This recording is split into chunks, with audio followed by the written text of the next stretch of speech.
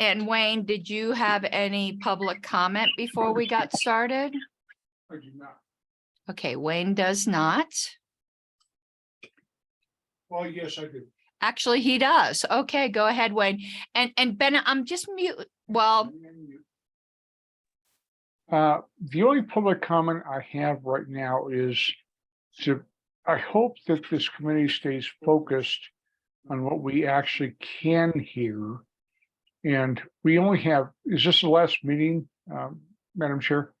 I'll answer that when you're done with public comment, because Okay. our echo. Well, I would encourage everything to stay streamlined for the entirety of this meeting if possible, because we only have a certain amount of time to hear all the points.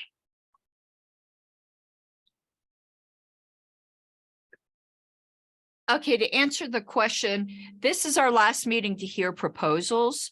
The next two meetings are going to be on finalizing the report. But for the committee's reference, a member proposal has been submitted. You might be aware of it, John. David Aiken and Aaron King signed off on a proposal. It's on the website. So I'm going to say it from memory, but it won't be exactly, but I think it'll be pretty close. Some of it parallels the proposal you had submitted with suggestions from Beatrice about duties of the treasurer, but and I think as far as the duties go, yours is better, John. But what they added was they also wanted to make the treasurer have to have been a member of the party. And with our new bylaws, they're going to have to tell me whether they mean a registered libertarian or a sustaining member for 2 years. Thinking that will help avoid the issues that we've had. I think it's probably best if that member proposal is heard at the same time we hear the other suggestions to treasurer. I suppose the committee could decide whether it wants to adopt that member proposal. I can tell you my recommendation is not. I don't think being a libertarian for 2 years makes you a better treasurer. I think knowing accounting and that sort of thing makes you a better treasurer. I think we could have the exact same problems if we had a treasurer for 20 years. I don't think the length of time someone was a libertarian was the issue here, but Mr. Aitken disagrees. And I think we could be shooting ourselves in the foot of getting an excellent treasurer who happened to be a libertarian for 1 year and 11 months. To me, it's up to the delegates to elect somebody qualified. There's already enough requirements to be a board member. You know, you have to be a sustaining member. You have to sign the pledge and all that, but that's going to be up to the membership. But just wanted to let you know that did get submitted. Okay, so where we were at, unfortunately, we're going to have to do this without Mr. Seebeck, including, unless he comes, some of his proposals that he's not here to argue for. But I'm sure he'd rather us hear them rather than just skip them because he's absent, because this is the last meeting to do so. Where we were at right now is to decide between the Harlos main motion and the Seebeck substitute. Mr. Seebeck wanted an opportunity to present amendments to a section, which was section H, I believe it was 2H of his proposal, which everyone kind of agreed wasn't fully formed. However, he did not submit anything either by email, and he's not here. Unless somebody else wants to submit changes on his behalf to that section, we're leaving that be in the substitute. I wanted to say roll call, by the way, just for the recording. We do have John Hirschman here. I'm here, Brandon Wark, Reese Labrie, Kyle Fure, Oren Schallhammer, Bennett Rutledge, Mason Bishop, and then there's a guest of Wayne Harlos. I didn't share my screen yet. Sorry about that. Now, remember, if we don't amend that section, but the committee decides, despite that, to adopt the CBEC substitute, it can be amended from the floor.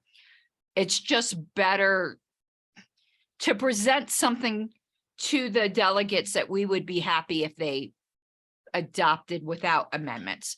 Or perhaps on second thoughts, you guys don't think section H needs amendments. I certainly don't want to tell you what to think. So section H is on the floor. Mr. Hirschman. Yeah, as I recall, this is the one I was thinking of. If we just split it into two sentences, then that subject to appeal to the judicial committee would only apply to the last sentence, not to the entire thing. Am I confused? This is the one I was thinking of, isn't it? Yes, and that was one of the suggestions last time. And if I remember correctly, the objection was raised that these challenges really only matter at convention where people's, or if someone was going to be appointed to a board position, because that's where the difference between sustaining, that's where sustaining membership is. Well, I suppose it could be if they're a registered libertarian as well. But I think part of the issue was that the Secretary of State could take months, if ever. And if somebody had some kind of proof that they were in fact a registered libertarian, we didn't want that subject to the Judicial Committee. So I think that was where we left off last time. No. And I think that the whole problem with this section was not the second part. I think everyone was fine, you know, that issues with the treasurer could be resolved expeditiously. I think the problem people had with this section was expecting the Secretary of State to do anything. I mean, we hope they would, but I don't think any of us had confidence they would be done expeditiously. So the way this reads now is you have to wait for the Secretary of State to do something before you can appeal to the Judicial Committee. But what if they never do anything? Is it still subject to appeal? Is there lack of action in action? Is it like the Russ song? If you fail to decide, you still have made a choice. It's ambiguous. The problem was that the Secretary of State is not subject to our Judicial Committee. And that was why, that was what I thought. You know, where this is mostly going to come up is at a convention where someone swears they're a registered libertarian, they can prove they've paid dues. What do we do? Right now, it's just subject to a vote of membership. If you'd like to see what the main proposal had, just for reference, let me see, because I don't even remember what I had for that section. Challenges. I had a question. Just one moment, Bennett, let me read this one section for Mr. Hirschman's benefit, and then I will call upon you. So the main motion says the Judicial Committee is empowered to hear all challenges regarding status of membership and make a determination in cases of doubt pending resolution of the issue with the Secretary of State regarding voter registration or with the party regarding timely payment of dues. So the substitute has it until if and when the Secretary of State makes a decision, the JC makes a decision, rather than the JC can't make a decision until the Secretary of State does. One kind of flips it opposite. Mr. Rutledge. I was under the impression that the party would obtain a copy of the complete voter registration database from time to time. And when a convention is coming up, make sure that that is sufficiently after the first of the year or whenever the cutoff date is, to be sure whether someone had been registered Libertarian for the necessary length of time. Well, we Is do. that not so? We do, Okay. but we have cases about every other convention where people say, I'm not on that list. And I'm never changed my registration. And sometimes they even have proof of that. So, and the Secretary of State has been known to make mistakes. And there's been allegations. I don't know whether they've ever been proven, but there's been allegations that people's voter registrations have been switched without their consent. This was a big thing that happened 4 years ago, where we actually, as a party, sent out an email telling everyone to go check their voter registration because multiple people wrote us and said they were switched to Republican without their consent.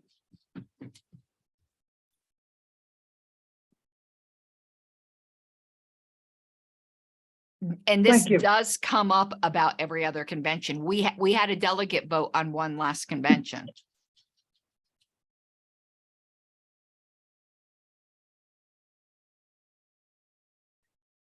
So, if no one has an amendment to that other one, we're going to keep it as it is. It isn't unambiguous. It just could raise issues where somebody could be in permanent limbo, well, long-term limbo.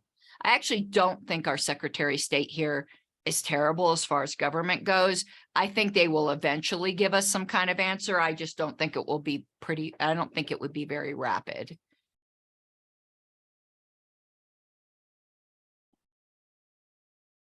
Mr. Hirschman, you still have your hand raised?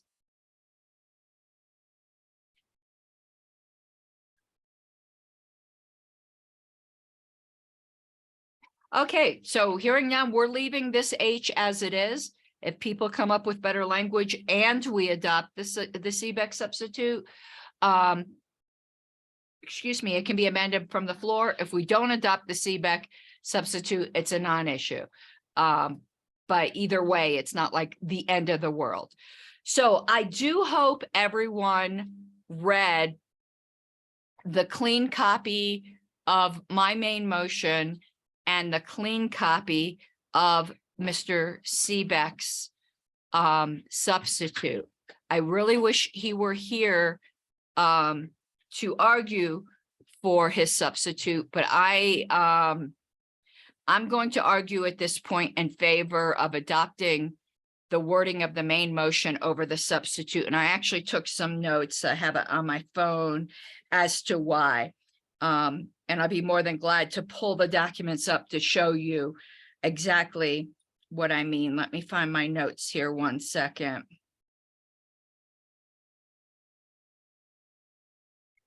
I hate looking at things on the phone. And I would just pull it up on my screen, but I'm sharing my screen and I have some confidential stuff in there. Okay, 1 second.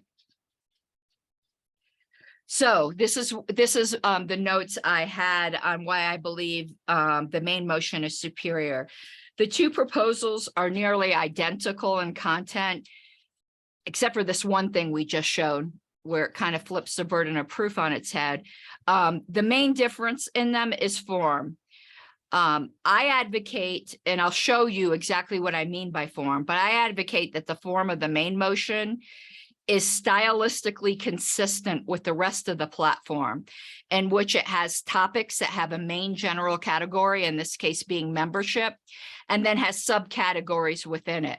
The substitute departs from that. It still has the main category of membership, but it mixes in one section the two separate kinds of membership, so that you've got to parse out in one section what type of membership it's talking about. If you look at how we handle conventions, where we have two types of conventions, annual conventions and special conventions, they're dealt with in separate sections, so you don't have to flip back and forth in potentially even one sentence between the two different types.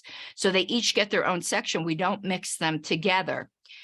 The only time you extract out a separate section is when you deal with items that are common to all types, so that you don't have to repeat it in each of the individual sections. So we have a section in membership. It's not necessary to add the word dues to the title of it and call it membership and dues, because dues don't apply to the entire membership.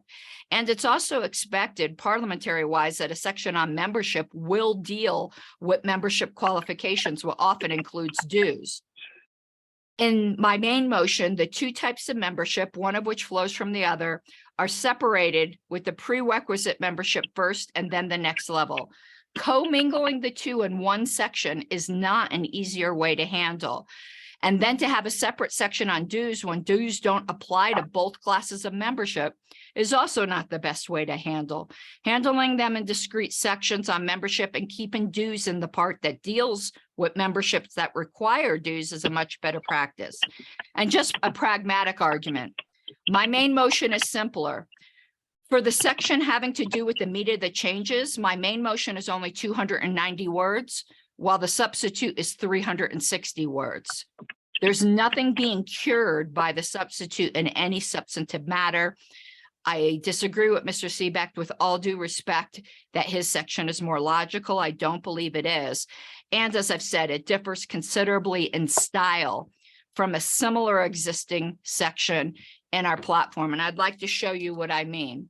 So in the main motion, which I'm going to pull up on the screen, we have Article 4, membership.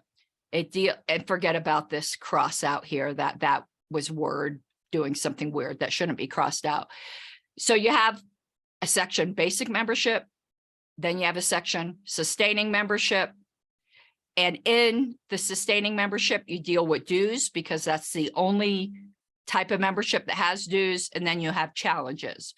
But if you go to the Seebeck substitute, let me pull this up. You're adding dues to the title when dues don't apply to all membership. And your section on membership is super long and it mixes in dues along with people who don't pay dues. And then you have a separate section on dues, which doesn't make sense because it doesn't deal with both types of memberships. And this challenge to membership status, I do think belongs separately, but my main issue is mixing in the two types of members rather than having two discrete types of members. And those are the main differences between the two proposals. I'll show you some other differences, however, but those are the main ones. Down here under affiliates, the Seebeck substitute says an associate member is not a party member and is not eligible for the privileges of party membership. I don't really even think you need to say that because we already say that earlier, but I don't really have a problem with saying it. In the main motion, I handle that a little bit differently.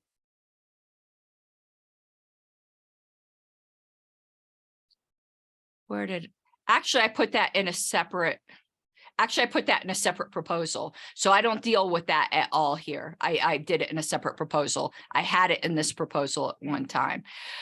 So really the main differences are in the section of membership. And I just think mine is more logical. I want to show you a similar section to show you what I mean. Let me go back here to where I have the working copy of the bylaws. Here's our bylaws as they exist now. If you go down to conventions, which in form is very similar to the new membership section, I think it's Article 10. Move down. So you have conventions. Section 1, annual conventions. It's a certain type of convention. Section 2, special conventions. So the way I'm handling membership by going section 1, basic membership, section 2, dues paying membership, it follows the same style that we do for a similar section later on. So that's really all I have to say in favor of the substitute motion above the substitute. Would anyone like to speak in favor of the substitute motion?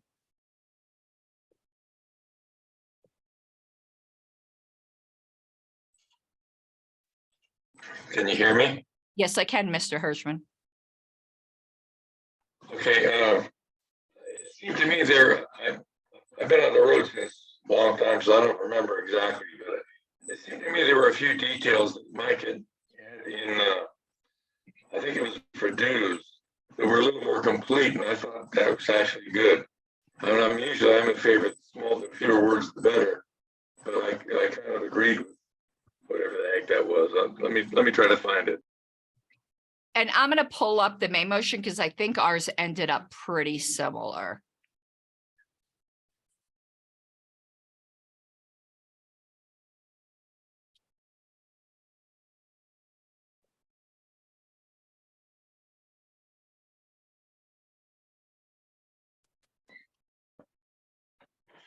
Oh, that's right. We're on Central Time, not Eastern. Oh, here's today. Mike. Mike can speak, but unfortunately, Mike, you didn't get to hear my argument in favor. But we're now on argument speaking. And if the committee wants me to repeat my argument so you can hear it, I'd be more than glad to do it. But I asked if anyone would like to speak to the substitute motion as against the main motion. And if you would like to do that at this point, or if you'd like for me to repeat, because I did have notes, my argument so that you knew exactly what I had said, that's completely up to you. Can you guys just give me a minute here? Because my brain was thinking I'm still on Eastern Time instead of Central, and I'm just getting myself connected properly in the right place. So bear with me for a moment, please. Sure. I'm also not sure how much I can actually talk tonight. So, oh, of course, Zoom on my computer is trying to install updates. Naturally. All right, so I'll tell you what, I have you on the phone here at the moment. What's the argument? Okay, I'll give you the cliff notes. Please rehash me. Yeah, I'll rehash it. I'm not going to read it word for word. My argument was that first point, that the main motion was stylistically similar to another very similar section in our platform on conventions, where you had a title called conventions, and then you had 2 different types of conventions that were dealt with in their own section. Similarly, membership, we have 2 different types of memberships. They're dealt with in separate sections rather than mixing the 2 in one section. So that was one part of the argument. The second part, and I'm going to look at my notes to make sure there wasn't any other. The second part of the argument is mine was actually simpler. The main section that changed, because they are nearly identical in content, they're worded differently. So I do think the main difference is form. I did object to adding dues to the title, but the third point I made was that the main motion is simpler in the section called membership, which is where the bulk of the changes are. The main motion is 290 words, while the substitute is 360 words, and that there's nothing being cured or made clearer by the additional words. I said it in a lot more words earlier, but that is the high points of what I said. Okay, one moment, please. I'm switching over here. I don't want to create a double echo here. Recording in progress. Exactly. Hold on. That's okay. I'm stuffing my face too. Okay, that should help. Sorry about the feedback there.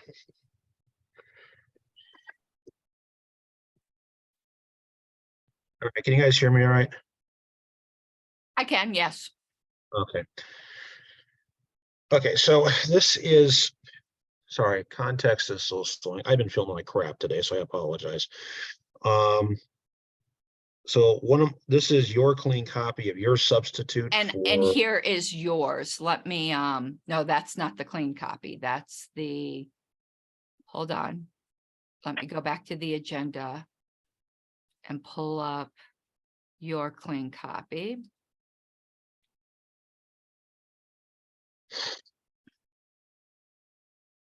And the main difference is, and I forgot to change this. That's why that is struck. So I wanted your clean copy. right. Let me make this clean. Oh, come on now, there we go. Sometimes the shortcut keys don't I know. don't want to work in Try the paint roller, it works better. but the main the There you bulk go. of the changes are in the membership section. I think I did the rest right. Yeah, I did. For some reason, whoop, right there. But these are the same changes that are in mine as well. Admittedly, when I wrote that up on the first, I broke it out to one sentence or one related thing per subletter there. Okay, I got rid of all Part of of that them. was trying to make it easier to read. Part of it was just to give it a little better form. I hate rambling paragraphs and things like this. I'm going to make this a little bit. Whoa, that's too small. Let me see if I can. Our proviso's the same, so I don't mind if that goes off the screen a little Yeah, bit. we had discussed that. Yeah, so like this is your section on dues. Let me make this a little smaller and this is my section on dues. I can't get rid of that strike for some reason. That strike Don't worry shouldn't about be that. there, but they know that. But let me see if I can try that again. Yay, it removed it. So the two main, this is your clean section. And this is my clean section. And I'll switch however back you want me to. Yeah, we can't see them side by side, unfortunately. Which is, yeah, what do you do? Okay, so what's the contrast here? I guess that's a good way to put it. Well, the way I described it, and you may disagree, the contrast I believe is, I didn't add dues to my title. I kept each type of membership in its own section, dealt with dues only in the section of the members membership that dealt with dues, and did it kind of cascading. Everybody's a basic membership, and then it goes on to sustaining membership, which some basic members can be, and did the whole thing about challenges because it refers to both in its same section. And then on yours, members, Yours doesn't have anything on associate membership either. you don't either. Yeah, you just did some tweaks to that. Yeah, I regarding did that in a separate proposal. If back here, all what you said to be, no, this is mine. You didn't get rid of associate members. You just I tweaked it. clarified that an associate member's not a party member. Personally, Right. I think that's clear already because they're not libertarians. So I didn't really think that needed to be said, though I had no problem with it being said. I have a separate proposal for this section doing away with associate members entirely. So there is a contrast there. Yeah, you add this sentence right here. Yeah, because they're not a party member because they are not registered as a Right. libertarian in the state, but they're still members of the national party. No, they're not. They might be. No, look at the first sentence of that section. Of that section G. Oh, I see here. Members, I never even noticed that. National members who have not registered to vote as an L in Colorado, maybe because they haven't gotten that far yet, or because they're just, Then I would say, Mike, your So- last sentence could be false, because if they're national members, they are a party member. now, okay, that raises the question though, is there a fundamental difference between a national party member and a state party member? I would argue there is. No, not if you go up, it's even in both of our sections. A sustaining member is a party member that's paid annual dues, or alternatively is a party member that's also a life member of national. It Correct. introduced a conflict But you can here. have a sustaining national member that is not a state party member. Oh, correct. And That's what an those associate people, would be. but it just says they're members of the National Libertarian Party. Life members are nationals, are members of the National Libertarian Party. Yeah, I see what you're saying there, but that wasn't the intent right there. So. Yeah, I know. But that is an issue that if we adopt the substitute, we're going to need to go back and fix, which we can do. Mhm. Yeah, because the key that I'm trying to capture there, and I think it should be, then you're right, there is a conflict there, is that because we have different levels of the party between national and state, and in the same way, because we have state versus local, we also have different definitions of what those memberships are. And we got to be clear that we're differentiating them properly, even though there is overlap in certain areas. I can tell you why I didn't think it was necessary, because if they're a national member, but they're a national life member, they are a party member. If they're Yes. a national member and they're unaffiliated, they're not a party member. That's already made clear in membership. I didn't think that needed to be stated here. Well, I understand the point. However, but this has to do with affiliate membership rather than state membership on that specific clause. Again, a different But level. with different party, but definitions. party is state party. That's how we defined party. That's it. That's where the overlap comes in. You understand? You understand what I'm saying? I think we're agreeing with each other. We are agreeing with each other. This sentence would need to be fixed if we adopt the substitute, Yeah. though. So what is, okay, so back in the up the bus a minute, because we kind of went down a rabbit hole there. So the contrast here, besides of how it's laid out, is what? I don't think there's much of a contrast other than how it's laid out, except for your section H seems to imply that somebody can't appeal to the judicial committee until there's a ruling from the Secretary of State, whereas mine says the judicial committee hears it pending resolution from the Secretary of State, so that the JC gets to hear it while we're waiting for an answer from the Secretary of State. I think that might be getting the cart before the horse, because if the Secretary of State validates it as okay, then appealing it to the JC is just wasting everybody's time. Right, the JC hears it first. But that's wasting time when the Secretary of State comes back and says, Well, I mean, that argue for you're your okay. substitute. And what if you have a conflict between the two? What the JC says one thing, the Secretary of State says another, then you're stuck in a limbo here. There's got to be a sequence to this. Right. The Secretary of State would have the final word, but the JC decides it while we're waiting. Because most of the time, this is going to occur at convention. Yeah. And we can't wait for But the not all the Secretary time. of State at convention. Well, in this day and age, we can verify party registration automatically through their website. The challenge is that their website is wrong. That was the whole purpose. Mhm. Because that's Correct. every time that we've had a challenge at convention, it's been that they said the Secretary of State changed their voter registration without their consent. And that should be inherent upon the people attending the convention to make sure their ducks in a row before they get there. It's It's rare. part of their responsibility of attending the convention to make sure that they're actually eligible to do it in the first place.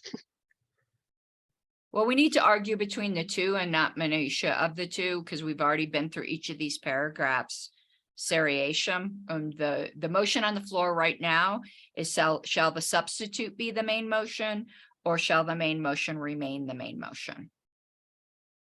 And which one is which again? Yours is the substitute, mine is the main motion. All right.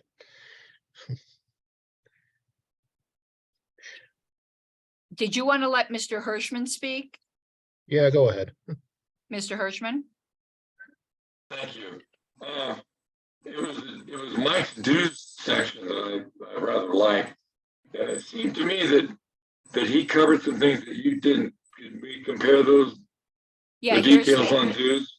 here's the dues section. Did you want them read, or you want to read them on the screen?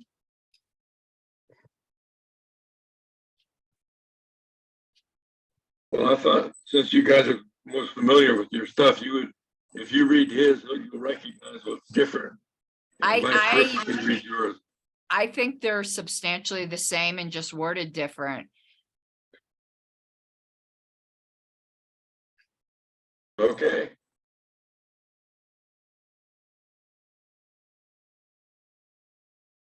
I mean, I'd be more than glad to read them both out loud if that would assist. Guys, I wish Google Documents could do side by side of comparison of files. That would make life so much easier. And no, that's nothing on anybody here. That's a complaint about Google. Yeah, Um, they've never added that.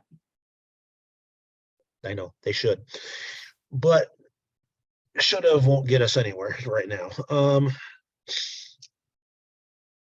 Okay, so the 25. Okay, let's look through the comparison here. We're talking sustaining membership specifically at the moment. I think we all agree that the basic membership is you're registered to vote in the Libertarian in Yes. the state. Yeah.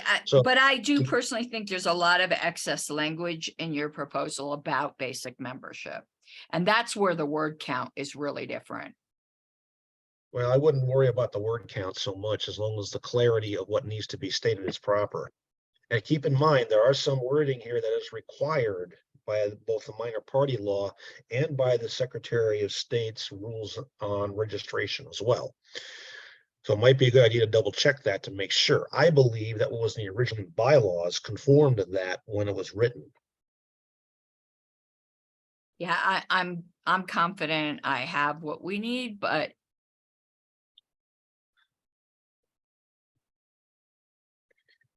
Mike's 2G, I think, is the one that maybe isn't in yours. well, let me look. 2G. That's up here. Oh, the donation Oh, thing? no, I that's in mine. It says a dues payment for a person.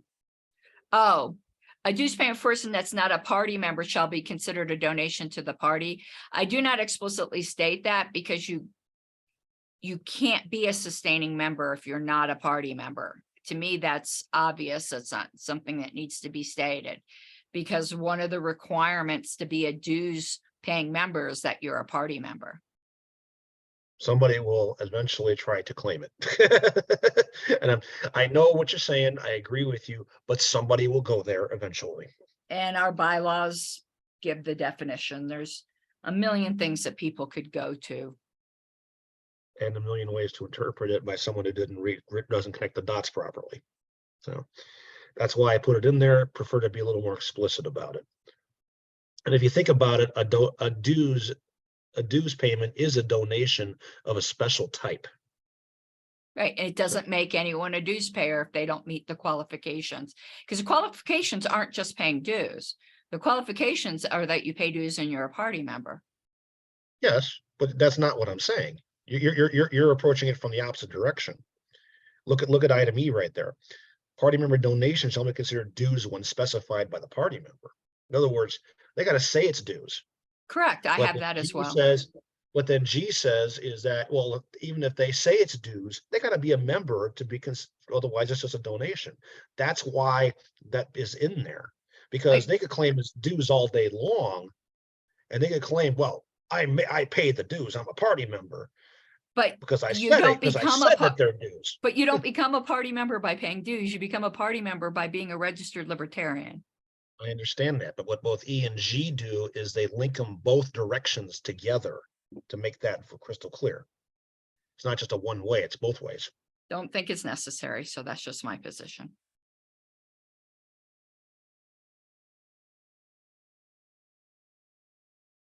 John, did you have anything further? Oh, that was it pretty much. Thank you. Oh, you're welcome. Is there any further debate? I don't got anything further. Okay, I want to make sure everyone understands the question because this is a little new to some people. So we have two competing proposals on adding dues paying members along with all the associated conforming changes that clarify the rights throughout the rest of the bylaws, you know, that party members can serve, party members meaning registered libertarians can serve on state committees. What else they can attend meetings. Whereas sustaining members are those who pay dues. They're qualified to be national delegates, state delegates, and serve on national committees. So this adds all of that. The main differences, there's some minor ones later, are in the dues section and how it's organized. So the motion on the floor is, shall the substitute motion offered by Mr. Seebeck become the main motion, or shall the main motion offered by Harlos stay the main motion?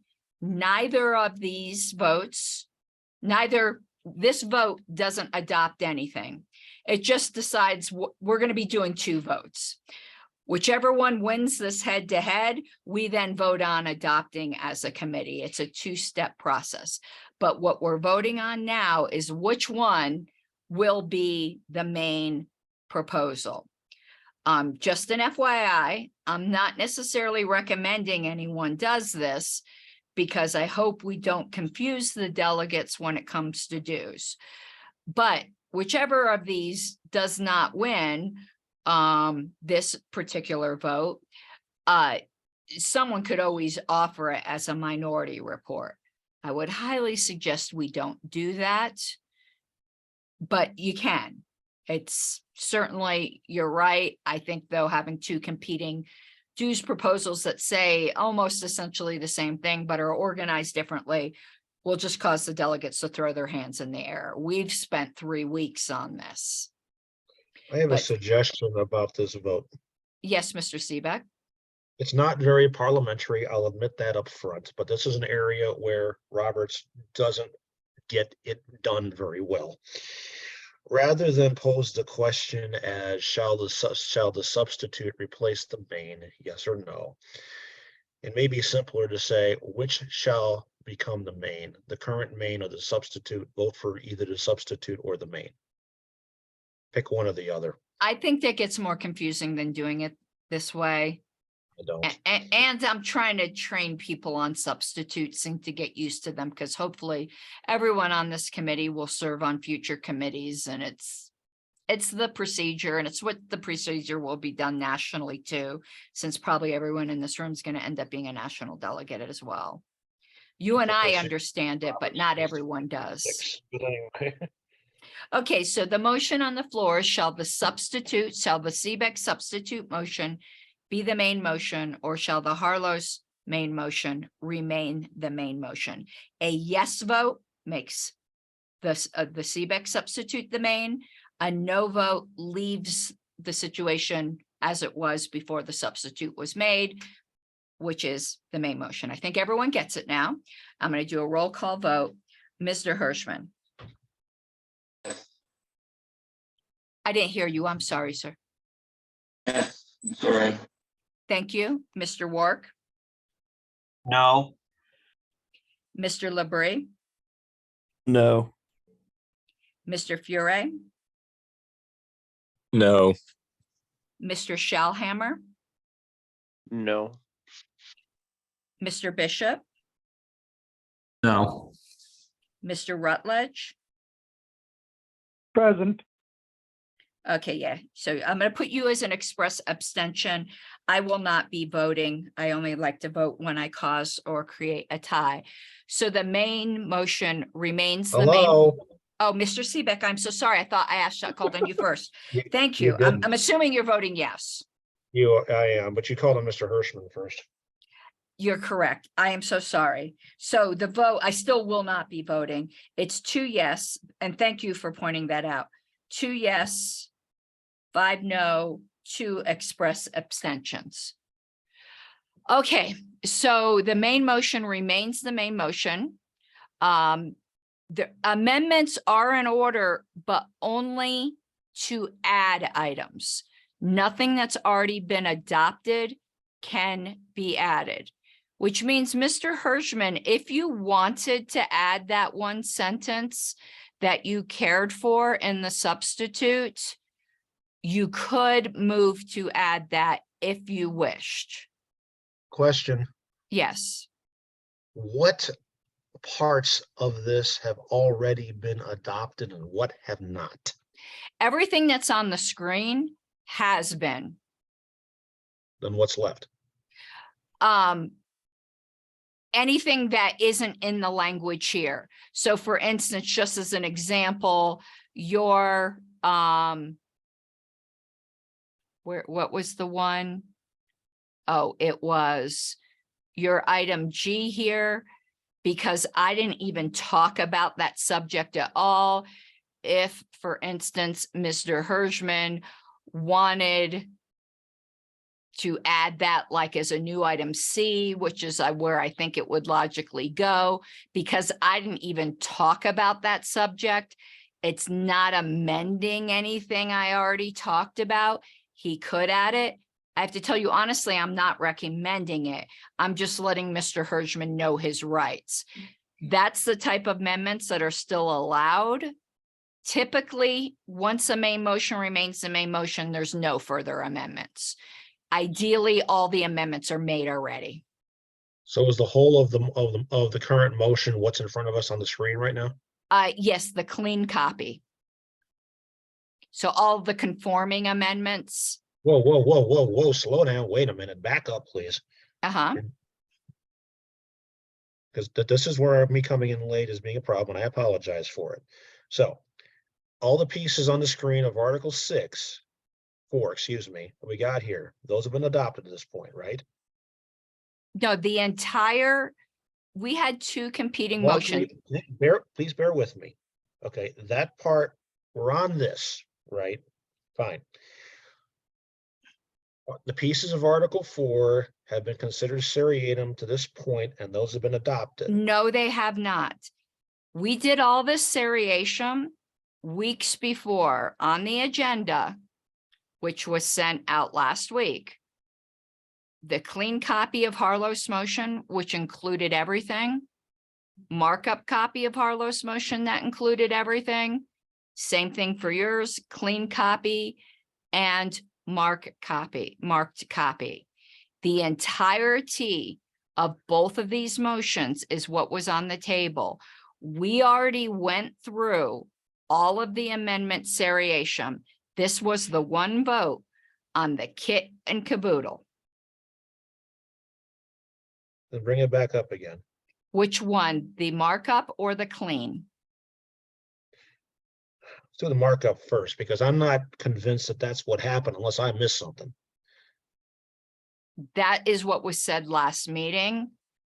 That is Last what happened. meeting, I thought we left off in the middle of discussing my substitute and the You- markup that was attached to that. And you weren't here last meeting and we finished that. Oh, how nice. And you weren't here. We cannot afford to wait a week. We skipped your other motions that we didn't talk about at all to give you a opportunity. I moved to postpone those, which are next on the agenda, because I felt they needed your voice. But it was clear that our next meeting was going to be finishing up the seriation proposal, and this meeting was going to be deciding between the two. So This is all that membership markup with the proviso. Adding the word party, same spots. You added the word party.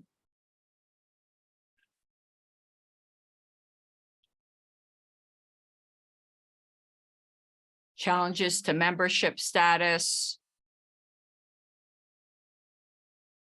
Adjudicating cases and the sustaining conforming amendments to the rest of the bylaws.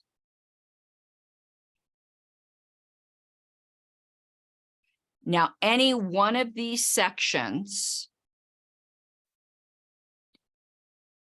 this is our last meeting.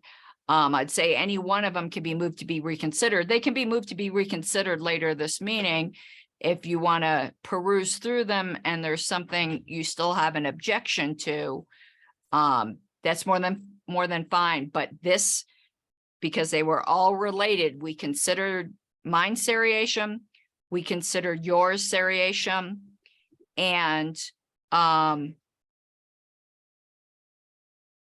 what was I going to say? And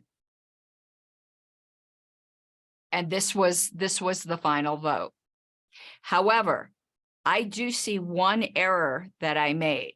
And if we wanted to consider this, I would be more than glad to move to reconsider this one section where I misspoke, because I thought I did it separately, and it's right here about the associate members. When I was looking at the clean copy, I confused myself, and I had said that this wasn't part of my proposal, that I did it separately, and I did not. Considering I misspoke here and I was on the non-losing side of this vote, I'd be more than glad to reconsider this section to cure my mistake. So I struck out the entire part about affiliates accepting associate members and substitute and put in instead, affiliates must require at least party membership in the state party as a requirement for membership and for service on their governing board, and may establish a due structure of their own as a requirement for voting rights or service on the governing board, with a proviso. Affiliates who had different membership requirements in their bylaws, complying with the prior membership provision at the date of adoption of this amendment, shall be grandfathered in until such time as their bylaws regarding membership are changed. So affiliates that have different provisions right now can stay the way they are. I'm not looking to boss around new affiliates. This is for future affiliates. There's going to be no more associate members. We need people who are registered libertarians in this party, not on affiliates. But current affiliates who've decided that's what they want, they can continue on their merry way. So if anyone has a problem with this section and wants to reconsider this section, because I misspoke, I'd be more than happy to move to reconsider this section. I'm not going to do that on my own. I want to do it if anyone is concerned about it. Okay, so wait a minute. I'm still not totally following what happened here. So this part was not included in the clean copy? It was in the clean copy. I got confused. So that was already approved? Yeah, this was when I sent out the agenda that had the markup copy and the clean copy. This is what I'm pulling up from the agenda. That doesn't answer my question. Was this specific piece approved already? It was part of the entire motion. However, when explaining and speaking for my motion, I misspoke and said that this was a separate proposal I did later because I confused myself in between going between the two proposals. And that's why I'm willing to reconsider it, because I misspoke and I don't want to mislead the committee. Just this one section. To me, it's already been approved, so there's nothing to object to, but. No, it can be Motion, reconsidered. Lord, I was on the non-losing side, and considering that I said I didn't change this section and I did, that is perfect grounds for a reconsideration. If anyone is concerned I'm not. I mean, I personally don't think it's particularly objectionable because it lets current affiliates do what they want. And this is for future, but I don't want to say what everyone else feels. So if anyone here would like to reconsider this, I'm on the non-losing side. I have reconsideration rights. I'd be more than happy to move to reconsider just this section only.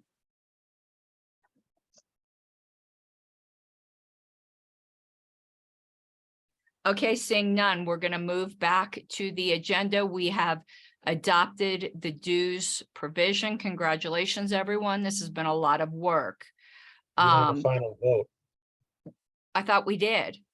You just were asking about, was there an objection to including that, or should it be reconsideration? You didn't bring it Oh, to a okay. final So vote. we just did the substitute. You're correct, Mr. Seebeck. So now we need to do a final.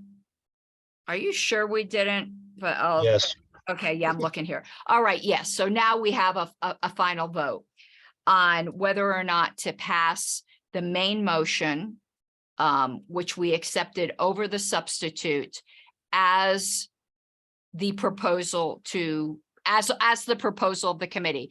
A no vote will mean we're not proposing sustaining memberships at all, that it's dead, we're moving on. A yes vote will mean we are proposing sustaining memberships in this form. Is everyone clear what we're voting on?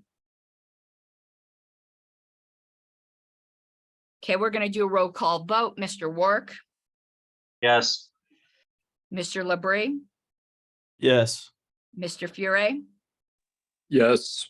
Mr. Shellhammer, Yes. Mr. Bishop, Yes. Mr. Seebeck, abstain. Mr. Hirschman. Yes. Did I miss anybody? Because I'm paranoid now. Oh, Bennett? I'm back. Oh, Oh, Bennett. Bennett says yes.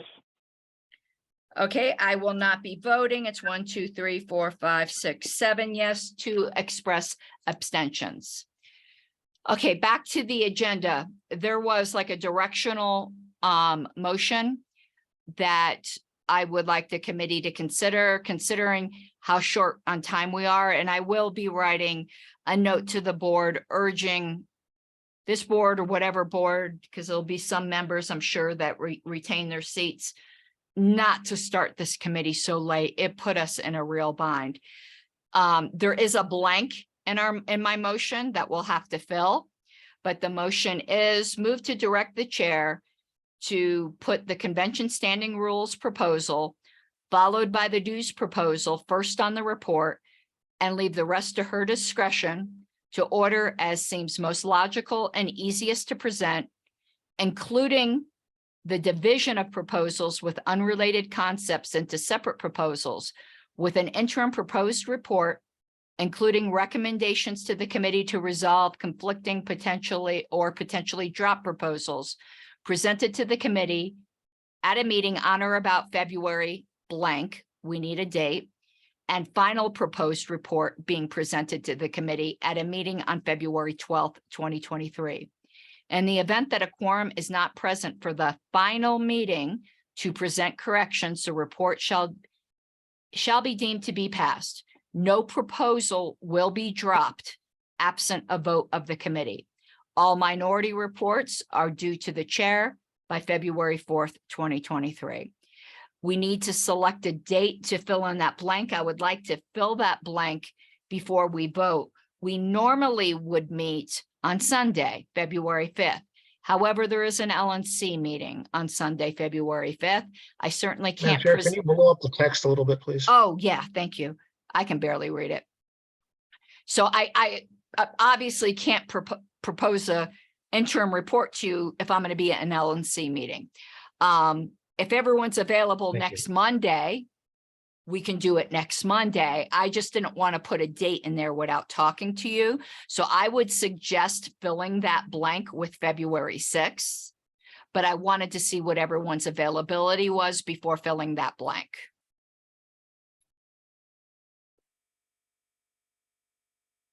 Is there issues with February 6th? Hang on, reading.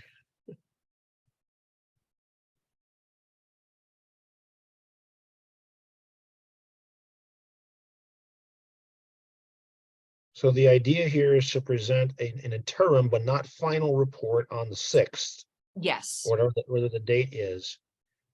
And then the final report being presented on the 12th which is a Sunday. which is our last meeting. And that all minority reports due by the 14th in order to be submitted for the deadline of the 18th. Correct. Okay. Because that I don't makes sense. screw around with minority reports except append them to the report. The minority reports are written by the minority however they wish. No, that makes sense. I'm just trying to get the sequence straight. Yeah. And for some of this verbiage, the reason I'm even mentioning drop proposals in here, I had a real heart-to-heart with the Convention Oversight Committee. And I also looked at our convention rules. With the proposals we have now, never mind any more that we proposed tonight, because we have quite a few more on our agenda. We've got, and saying that nobody extends time and that each of them takes the full amount of time in our standing rules. We have 3.5 hours worth of reports. That does not include motions for recess. I think we can pretty much safely say we have 4 hours of proposals right now. All we have is 4 hours. We'll have So more. Our platform will go fast. no, platforms the next day, and platforms only being given 45 minutes. We're not going to benefit at all. We're all on Saturday. Our proposals are not going to be broken up between 2 days. We are the entirety of Saturday afternoon. Sunday platform will be proposed, and they're only getting 45 minutes. So we have 4 hours. The convention committee is reluctant to give us 4 hours. Unlike us, most people do not like sitting through hours of bylaws. And we're gonna have a lot of new people at this convention that we don't want running, screaming in horror, saying that they're never gonna come to a convention again either, but we have important work. I got them to agree to give us 4 hours. We're not getting more than 4 hours. The That convention, argues to move it to Sunday instead of Saturday, though. this is a decision of the convention committee. And from what I understand, the decision's been made. We have 4 hours on Saturday. That is scheduling poorly. Because So- the immediate necessity of this convention is whether we use bylaws and platform or not. There's is only a half day on Sunday too. It isn't a poor scheduling decision, but I would suggest people take that up with the convention committee. That's not our decision. We have to work with what we're given. And I fought for 4 hours and got it. How come they only did a day and a half? That is a decision of the convention committee.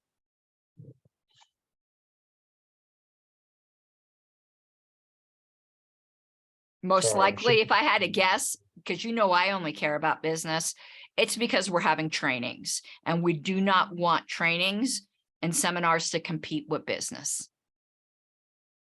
Yep, they always do. They didn't last year.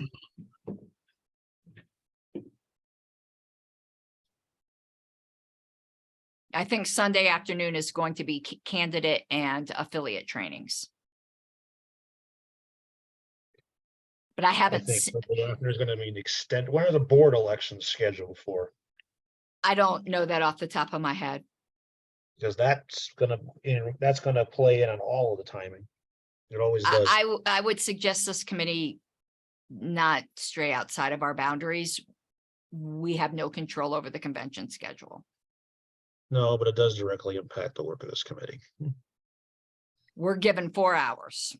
So And that's what it impacts. that's why I Because said all the student potentially, proposals to meet that time. that's why I said potentially drop proposals, but I will not drop proposals without the consent of this committee. This committee can decide, no, we're putting them all in the report. And if we don't get to them, we don't get to them. I am perfectly fine with whatever this committee decides. I'm just trying to give you all the appropriate information and to give you fair warning on February 6th, I may recommend dropping proposals, but that will never be my sole decision. No proposals will be dropped absent a vote of this committee, no matter what. So I wanted to assure you of that. The only thing I am asking for discretion on is ordering the proposals, which of course at a meeting, you guys can overrule any of those decisions. I'm just trying to speed this process up. But in the event we don't have a quorum on the 12th to overrule any decisions, the report will be considered approved, but no approval will be presumed for dropping proposals. That would be extraordinarily disrespectful of me to the committee. If I want to drop proposals, I need to get a vote from you guys. That's the only way that can happen. Under normal circumstances, I would have a huge issue with assuming approval of Me too. anything. But considering the timing, I understand why you're suggesting this, and I have no issue with it. Yeah, no, this isn't my preferred way. And I'm hoping we have a quorum on the 12th, and this little emergency provision I put in here is not necessary. I just don't want us to not have an approved report. And I believe we will have a quorum on the 12th, and that little escape hatch will be unnecessary. So I would like to fill that blank with February 6th. So now the motion is complete. It has the blank filled. So I am making this motion. Is there any further discussion on this motion? I have a question. Yes, Mr. Seebeck? If we don't get through the rest of the proposals we have to look at tonight, then what do we do? They're not going to be heard. They can go to an email ballot if two people sponsor them, as long as we do this in the next couple days, because we are allowed to vote by email ballot. It's not ideal, but I can't prohibit that, certainly. As long as the email ballot is done by February 6th, you can do it by email ballot, but you need two people to sponsor it. Mr. Fure. Yeah, just February 12th is actually the Super Bowl, so people might not be available necessarily. Is it in the evening, the Super Bowl? I'm not a football person. 4:30 Yeah, on the to probably evening. end around 7:30, 8. Is the 12th a Sunday? It is, right? Yeah, But the 13th is the board meeting. Mhm. What about the 11th? A Saturday? Would everyone be okay with the 11th? Doesn't bother me because I'm not watching the game anyway. Yeah, I'm not a football person. It won't affect me, but I don't want to, ruin anybody's plans. I know it's a big deal to a lot of people. I don't mind changing that to the 11th.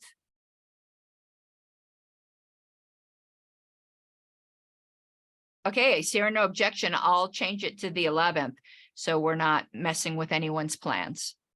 So now the motion is on the floor as amended. And thank you, Mr. Fure. I never would have known that. As you can tell, I am not a football person. Okay, is there any objection to the motion as amended?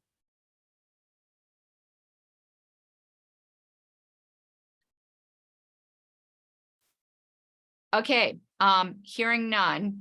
I actually, Mr. Hirschman, I want to move something ahead. I figured out last meeting that I accidentally skipped your proposal on section renumbering. I don't know why I did that, but it should have been heard last meeting and it wasn't. It's kind of a no-brainer, seems to me. I can't hear you. I'm sorry, I don't have my, I think this should be kind of a no-brainer. I mean, I'm should pulling be it a up. Big thing.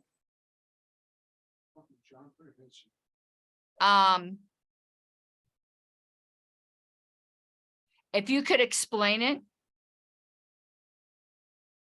I think I understand. Your audio's so bad. Let me know if I explain it properly. Instead of like, and I'm just gonna pull numbers out of the air as an example. Say we have section 1, article 1, section 1, and it has sections A, B, C. Instead of it just saying like C, it would have the full path to it. It would say 1.1.C. Is that clear to everyone? So instead of just a number, it would show the whole path to it. So when you read it and you're going to cite it, you don't have to look up and count up levels. That can be accomplished in a style committee. If it's not changing any numbering, it's just changing how it appears. We can do something called a compiler's resolution, which is something I've learned from JJ, and that's directing the style committee to do it.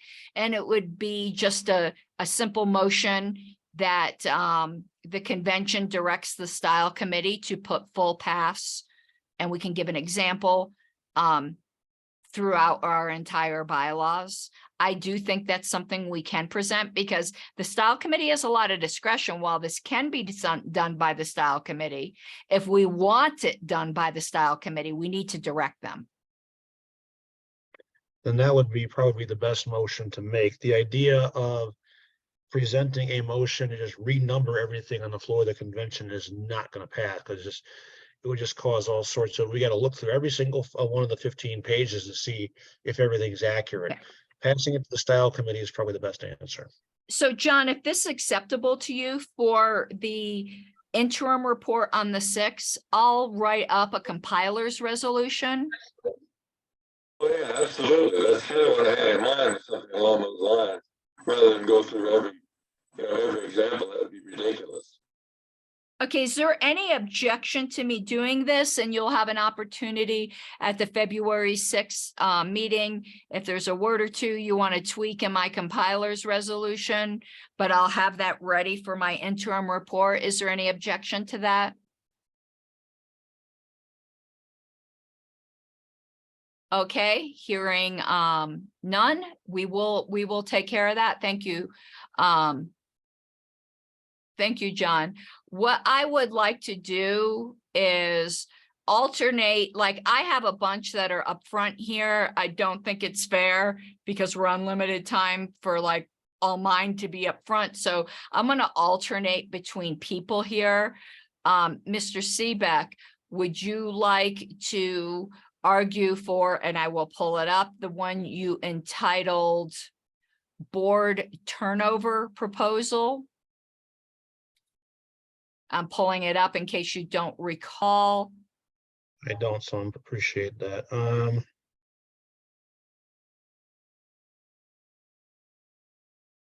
And let me know when you want me to scroll or make smaller. Please scroll.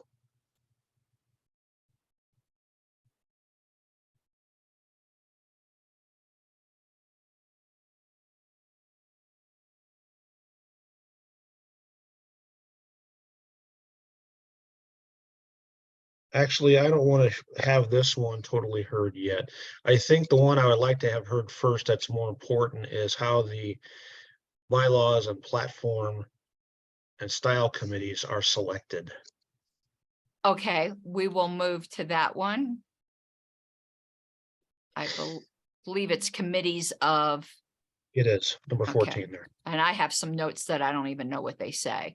I'll have to look at those. And the only reason I suggest is I think this is a little more important based in light of the fact that we're running Okay. on short. And I postponed all these last meeting because I wanted you to be able to speak.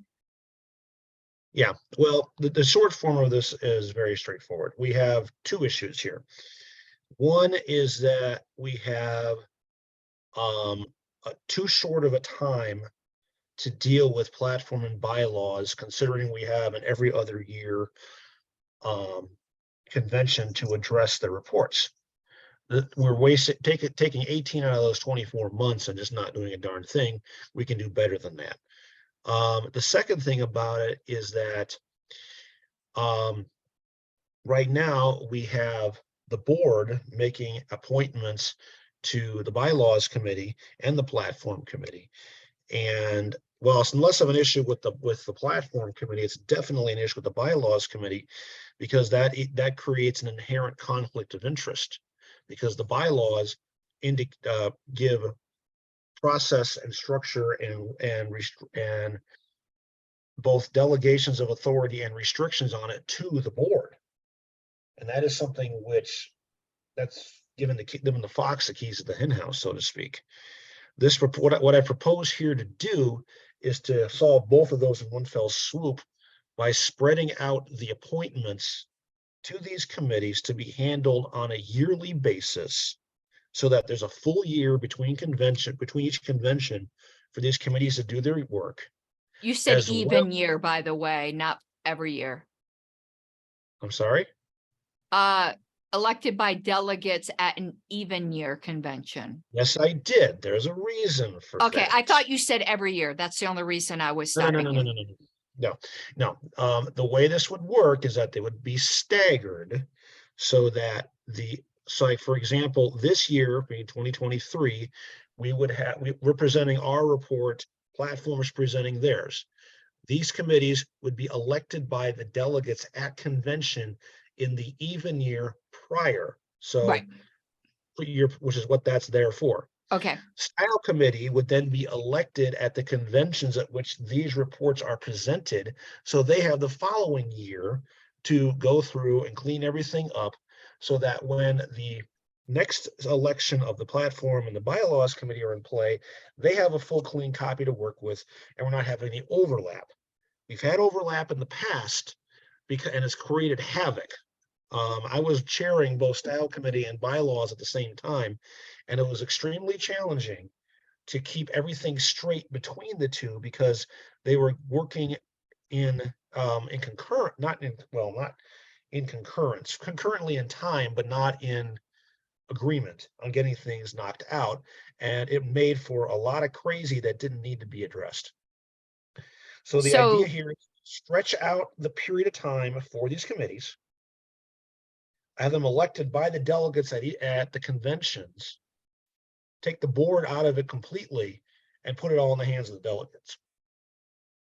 I have a question for you, Mr. Seebeck, then. So the only thing that would change for this convention, just so I can let the convention committee know to reserve a spot, is election of the style committee? Correct. Okay. I'm going to have some amendments, but I don't want to jump ahead of anyone. And I know one of the amendments you will not agree with, Mr. Seebeck. Well, okay. Well, before we go into that, I'm hoping that I explained what I have in mind here to everybody. If not, I mean, I'm more than glad to speak to the majority of it. My amendment does not mean that I don't agree with it in spirit, or my potential 2 amendments. I do like, it'll solve the time problem, that's for sure. Absolutely.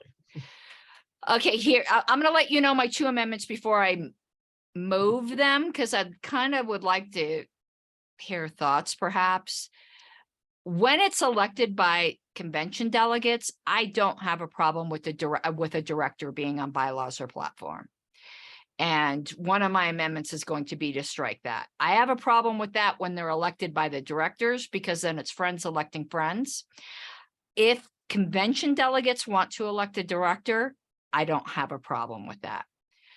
Was also considering a certain amount of party and not sustaining membership, party membership as a prerequisite. And I'm going to give an example. I'm not going to name any names because I don't like to. And in fact, this person is doing a good job, but they are, and you will know who I mean, Mike. However, they are an exception to the rule. Unfortunately, affiliates tend to appoint whoever raises their hand, whether or not they are qualified to be on the committee. And we should have people on platform who have actually read the platform. We should have people on bylaws that at least been around long enough to understand what bylaws are and how they function. So I would, similar to judicial committee, like to see some kind of minimal involvement in the party rather than them being brand new. Okay, can I interrupt you for a couple Yes. things? One, your first point about the election by convention of directors, I can live with that. I understand what you're saying. I can live with that. This was written, the second part, this was written before any discussion of sustaining or regular members came up. Yes. And the text reflects that. So if both this and the other one, for the membership one, were to be passed, there would need to be a proviso added to this one to adjust the terminology for members in here appropriately to match up to the other one. Right, to party I think that's members. what, yeah, I think that's where the core of what we're trying to get at lies. Well, also, I'd like a certain minimum amount of time. Let me give you an example of an amendment I'm pondering in my hand. Striking, just for example, we have platform bylaws and platform here on the screen. Striking number 1 about no elector, and instead of Right. screwing up all your numbering, instead putting in crap, I don't even know how to word this. No party member shall be, I'm speaking off the top of my head, this isn't great wording yet. Oh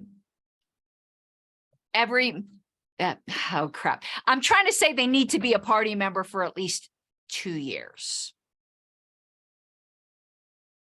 And however that would be worded. So striking out number 1 about no directors and say no party member shall be elected or appointed to the bylaws or platform committee unless they have been a party member for the past 2 years. That's a better wording. You just worded it. Yeah, that's the way I would word it.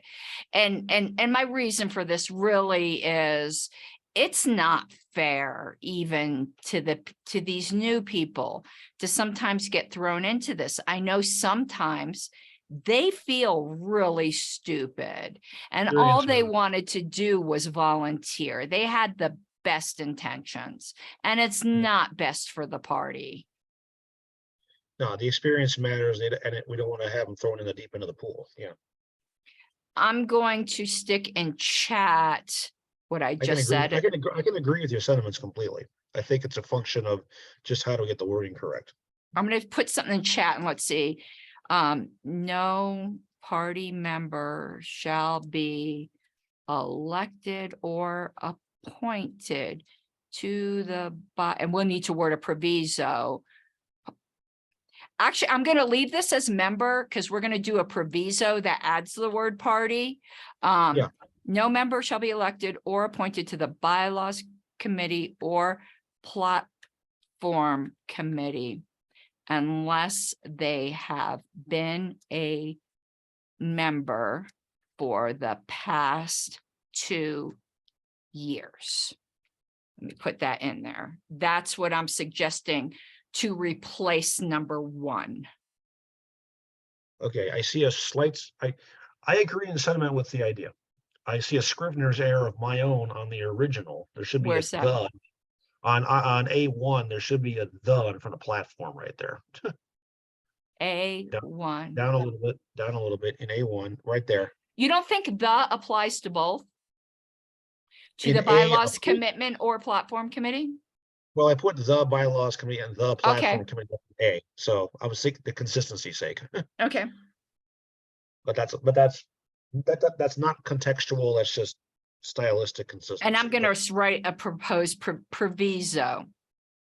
If the proposal on sustaining membership is passed, the word member, wherever it appears in this, I'm talking out loud, proposal, shall be changed to party member.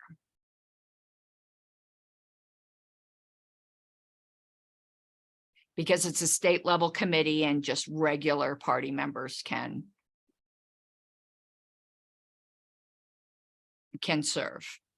They don't need to be sustaining members.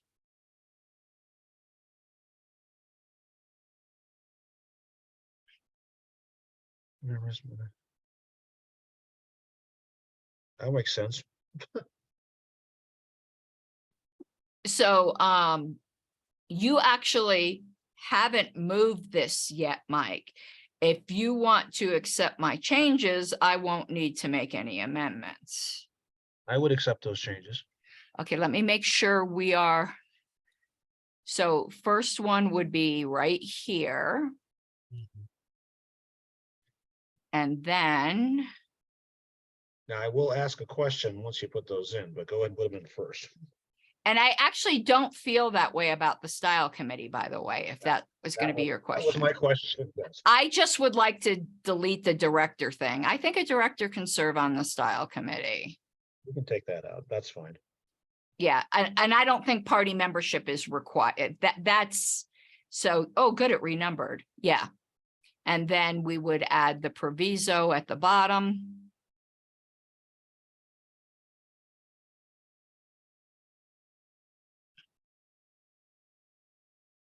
And I like to highlight my provisos.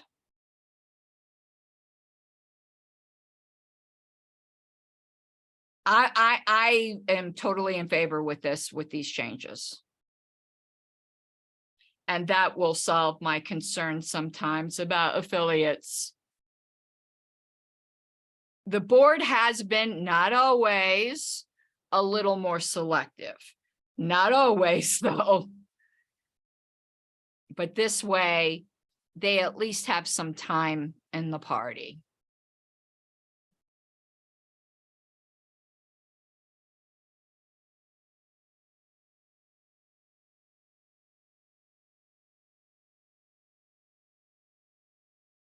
All right, is there any further debate on this proposal? I'm going to ask, is there any, I'm sorry, Mr. Let me Seebeck? ask real fast. Does everybody understand what I'm trying to do here?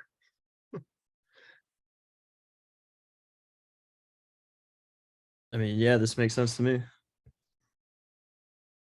Okay, is there any objection to this proposal? Okay, hearing none, this has been passed. So we'll move back up to one I had up here. I had given notice that I was going to do this. Last meeting, we had named officers who are also directors. So I'd like to amend something previously adopted, where it used to say each director, except for the chair and vice chair, may establish and manage committees, blah, blah, blah. I'd like to strike except for the chair and vice chair and put except officers. And we had made our officers the chair, vice chair, secretary, and treasurer. Question. Yes. Why would you want to exclude the secretary and the treasurer from establishing and managing committees to help them do their work? Because I think the officers ultimately have a greater responsibility. And if there were to be such committees, I think that should be done by a vote of the board. We're going to have an So you're saying- audit committee. That's So going to be, just remove their own discretion on it. yeah, because I Okay. think they have enough to do just being officers. And if your officers are doing something funny, I want more of an oversight from the board. Just like we did pass the audit committee, and I excluded the officers from being able to vote on just obviously from serving and anything to do with the audit committee. Like they had to be hands off except for assisting them and providing records that they needed. And it's the same way the LNC handles it. When we appoint the audit committee, none of the officers can vote. Okay, that answers the question I had, so. All right, is there any objection to this proposal? All right, hearing none. Which of your others would you like to go to, Mr. Seebeck? Because it's pretty much just me and you left with proposals. Judicial Committee. And I think I had one as well. I wanted to see what yours was first and if there was any cleanup with mine. I know yours was a bit more. I want to close some of these tabs. Okay, I'm gonna let you just tell me what to do with the screen. Okay, well, the gist of this was when we passed the original Judicial Committee article in 21, it got the beginnings of it laid out, but it didn't cover everything. And upon some further review of things, both in my capacity as a national JudCom member and how they do things, as well as what we have seen going on in the past couple of years with both national and taking a walk through other judicial committees in the various state affiliates, I came up with some ideas to help enhance what we already have, and that's what's in front of us here.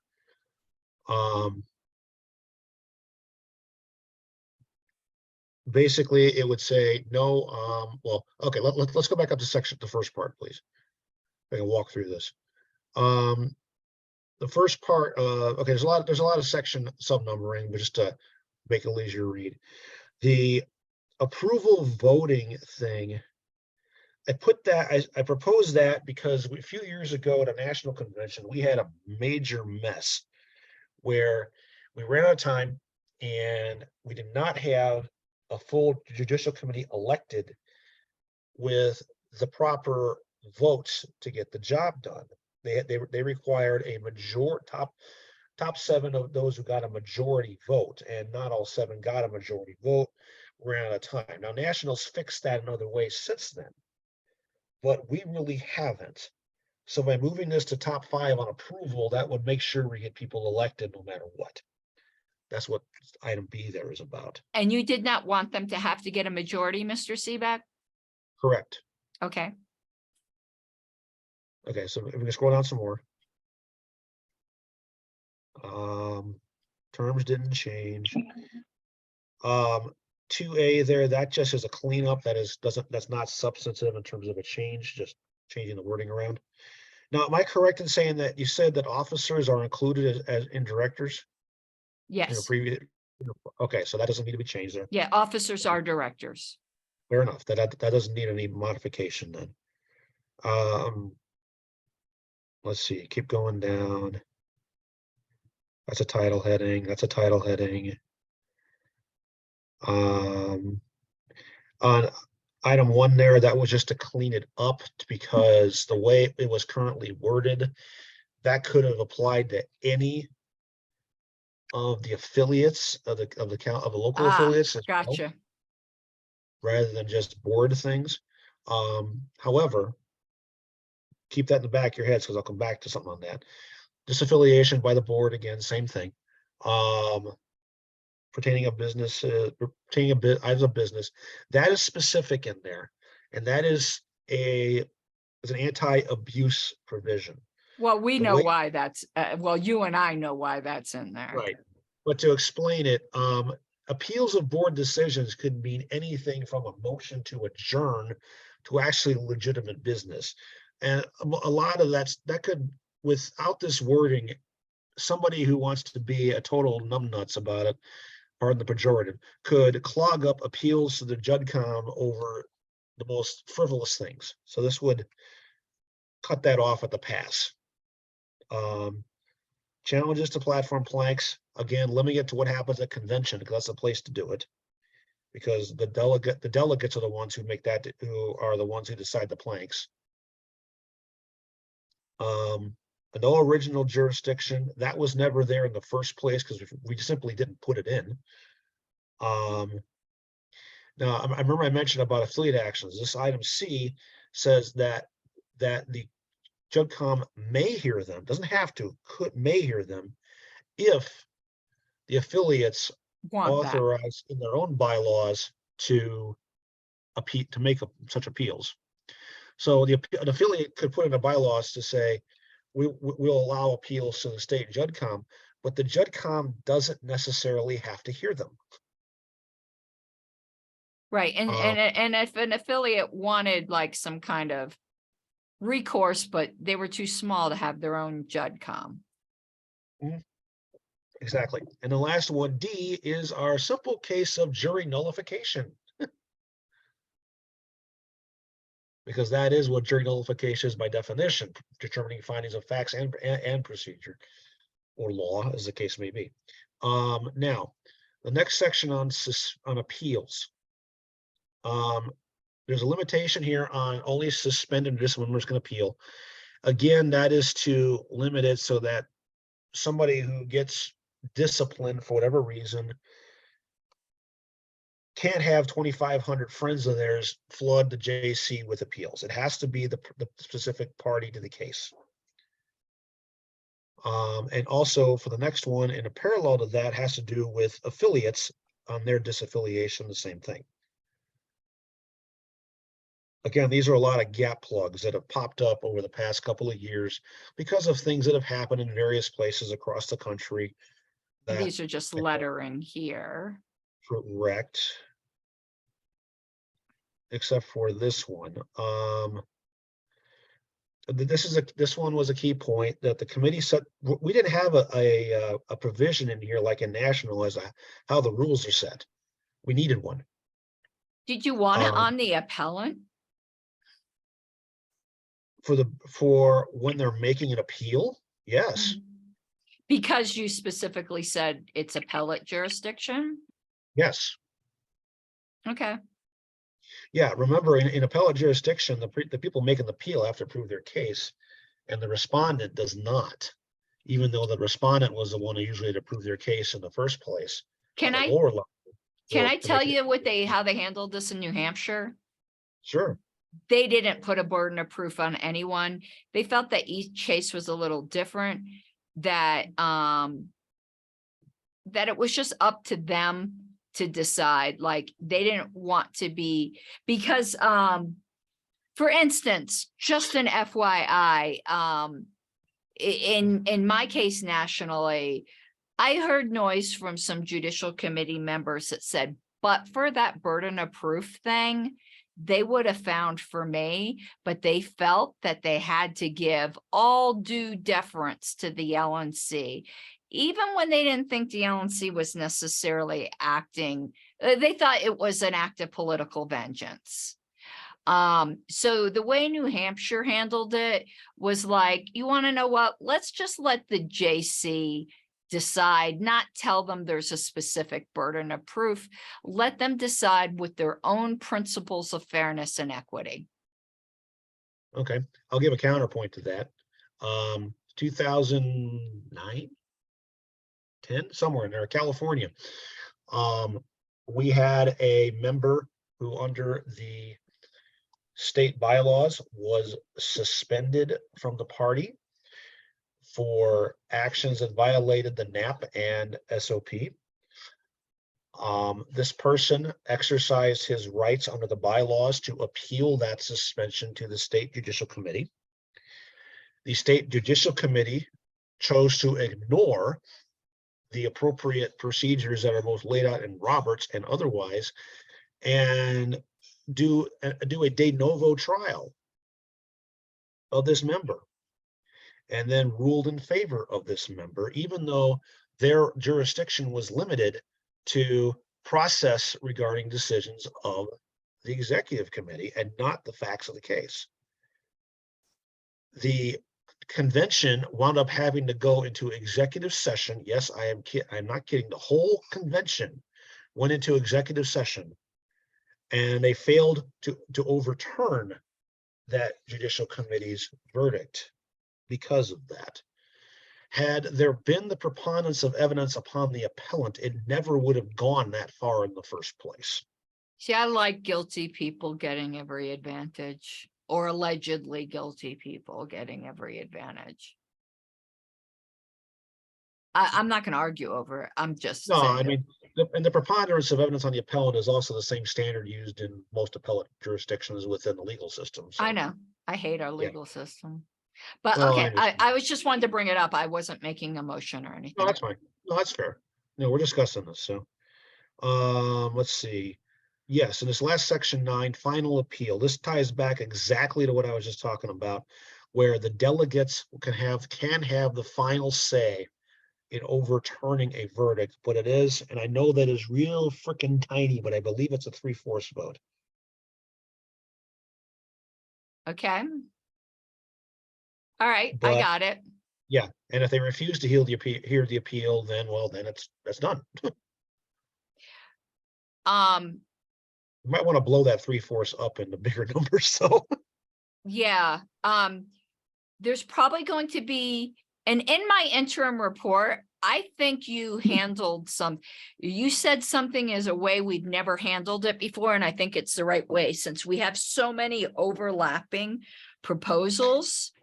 I think there's going to be quite a few that I'm going to be recommending to the committee. We add some provisos on that if X passes, then certain verbiage, for instance, if the audit committee passes up here,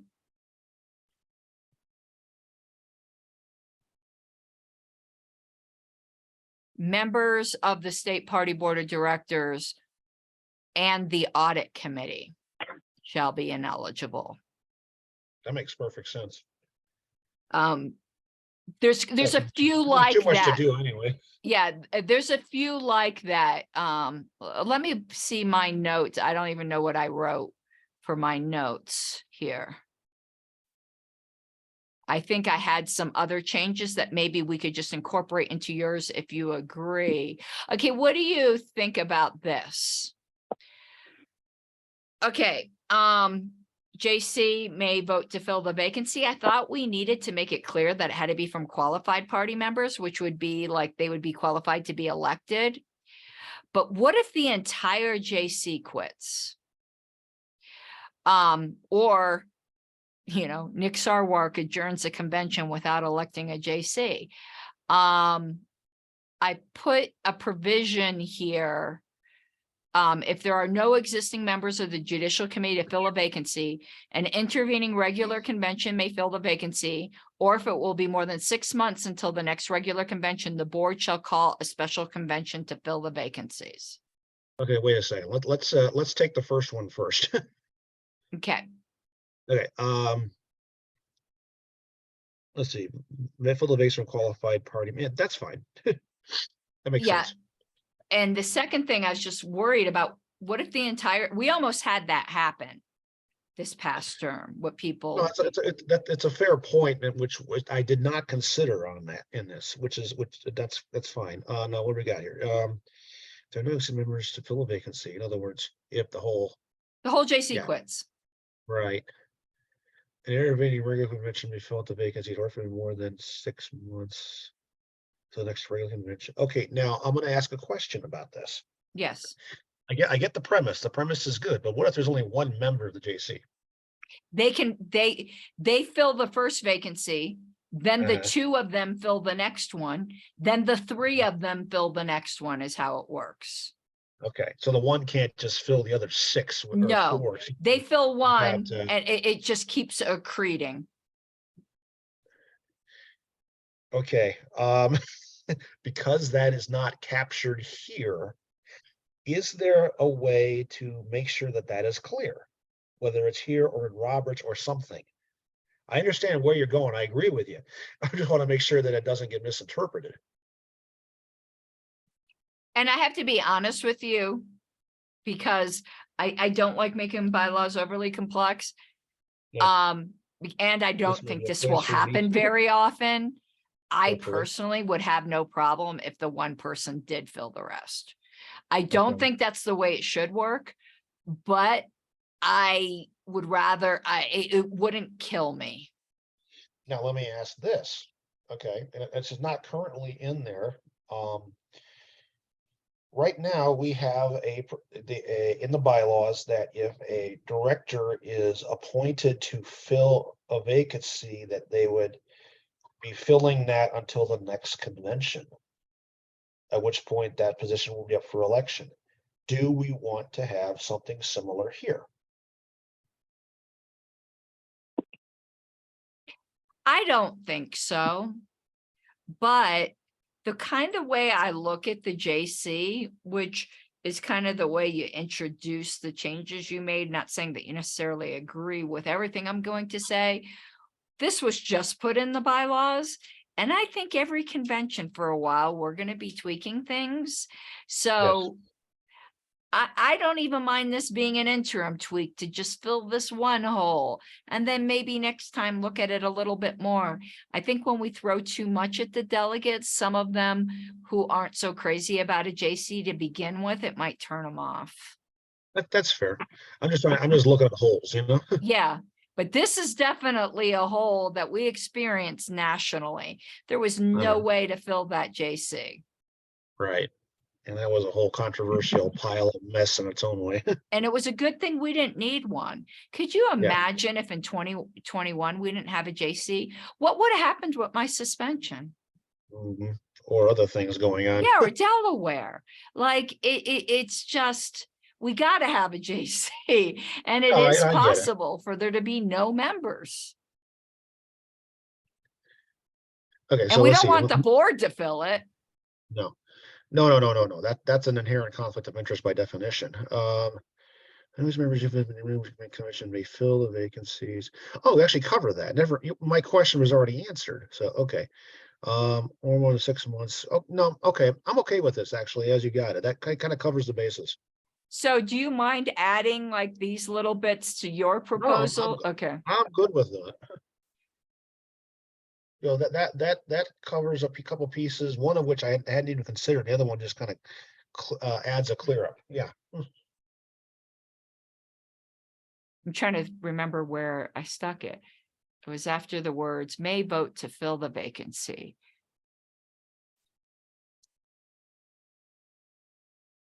And I think until the next election got deleted. I think I forgot to delete that, but yeah.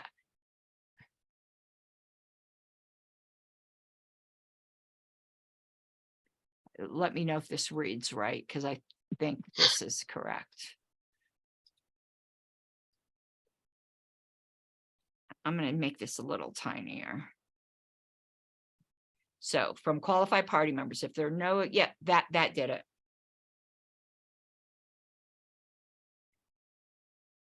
Okay, so let's see the whole section there. Just scroll up just a touch.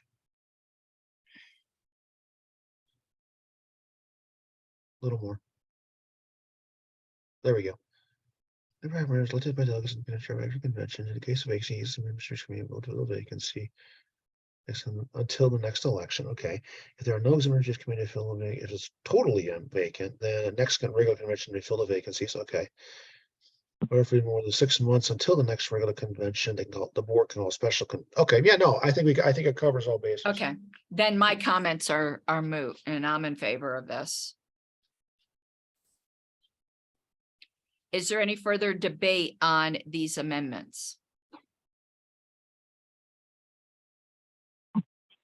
Did we lose? Oh, no, there's John. Okay, is there any objection to these amendments? Right, hearing none. Moving on. Actually, Kyle, you had a somewhat controversial proposal, and me and Mike's been dominating this meeting. We have an hour left. I'd like to hear your proposal to give you a shot. You haven't had any proposals this term. So I'm going to let you speak to this. You have the floor. Yeah, so I guess first of all, I guess I was kind of considering potentially putting this off until a future convention. But I do think that it is important that we look into possibly restructuring the way our board is set up. I think there's some problems with like, I guess primarily, like it says in here, like lack of autonomy for the people who are kind of doing the work, as well as a lack of accountability and oversight, as well as a lack of any like single person who can kind of make a quick decision on the fly on day-to-day kind of activities. So I guess I want to kind of explore how to, I guess, if there's a way to try to consider this for the next convention, because I just feel like it's maybe too many changes to make in one convention. But I know next convention there is no bylaws committee, but I do think it's something we should try to look into, kind of setting us up to be able to be more professional as an organization for the 2024 election. So I guess that's kind of more what I'd want to talk about it as to how to possibly do that or consider something for 2024. Okay, here's some suggestions, and I'd said these to Hannah. First of all, I know some people disagree with me on this. I think it was a mistake for us to only amend bylaws every other convention. I don't think it was a mistake to do it for platform. Platform's not nearly as urgent. Our platform is very stable. But particularly considering that we've just added a whole new due structure and unforeseen consequences could come up that I don't think we want to wait 2 years to have to fix or have to call a special convention. I think there's 2 ways to handle what you want to do. And I do agree with you. I think we have far too much this convention. And I'll tell you a concern I had to Hannah. Mike will appreciate this. And I think he will agree that we're still on the right side of the line, but we're getting awful close to a revision. When you revise how state committees are formed, when you revise who can be delegates at convention, when you revise membership structure, if you then go and revise the leadership structure, I think we're getting into revision territory, which we don't have authority to do.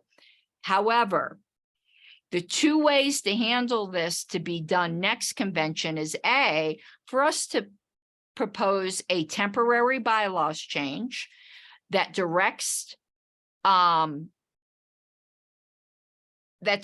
convention to elect a bylaws committee to consider. You can't tell them they have to pass a proposal to restructure the board, but you can pass a proposal to ask them to investigate and consider, and if they feel appropriate, to bring a proposal doing this.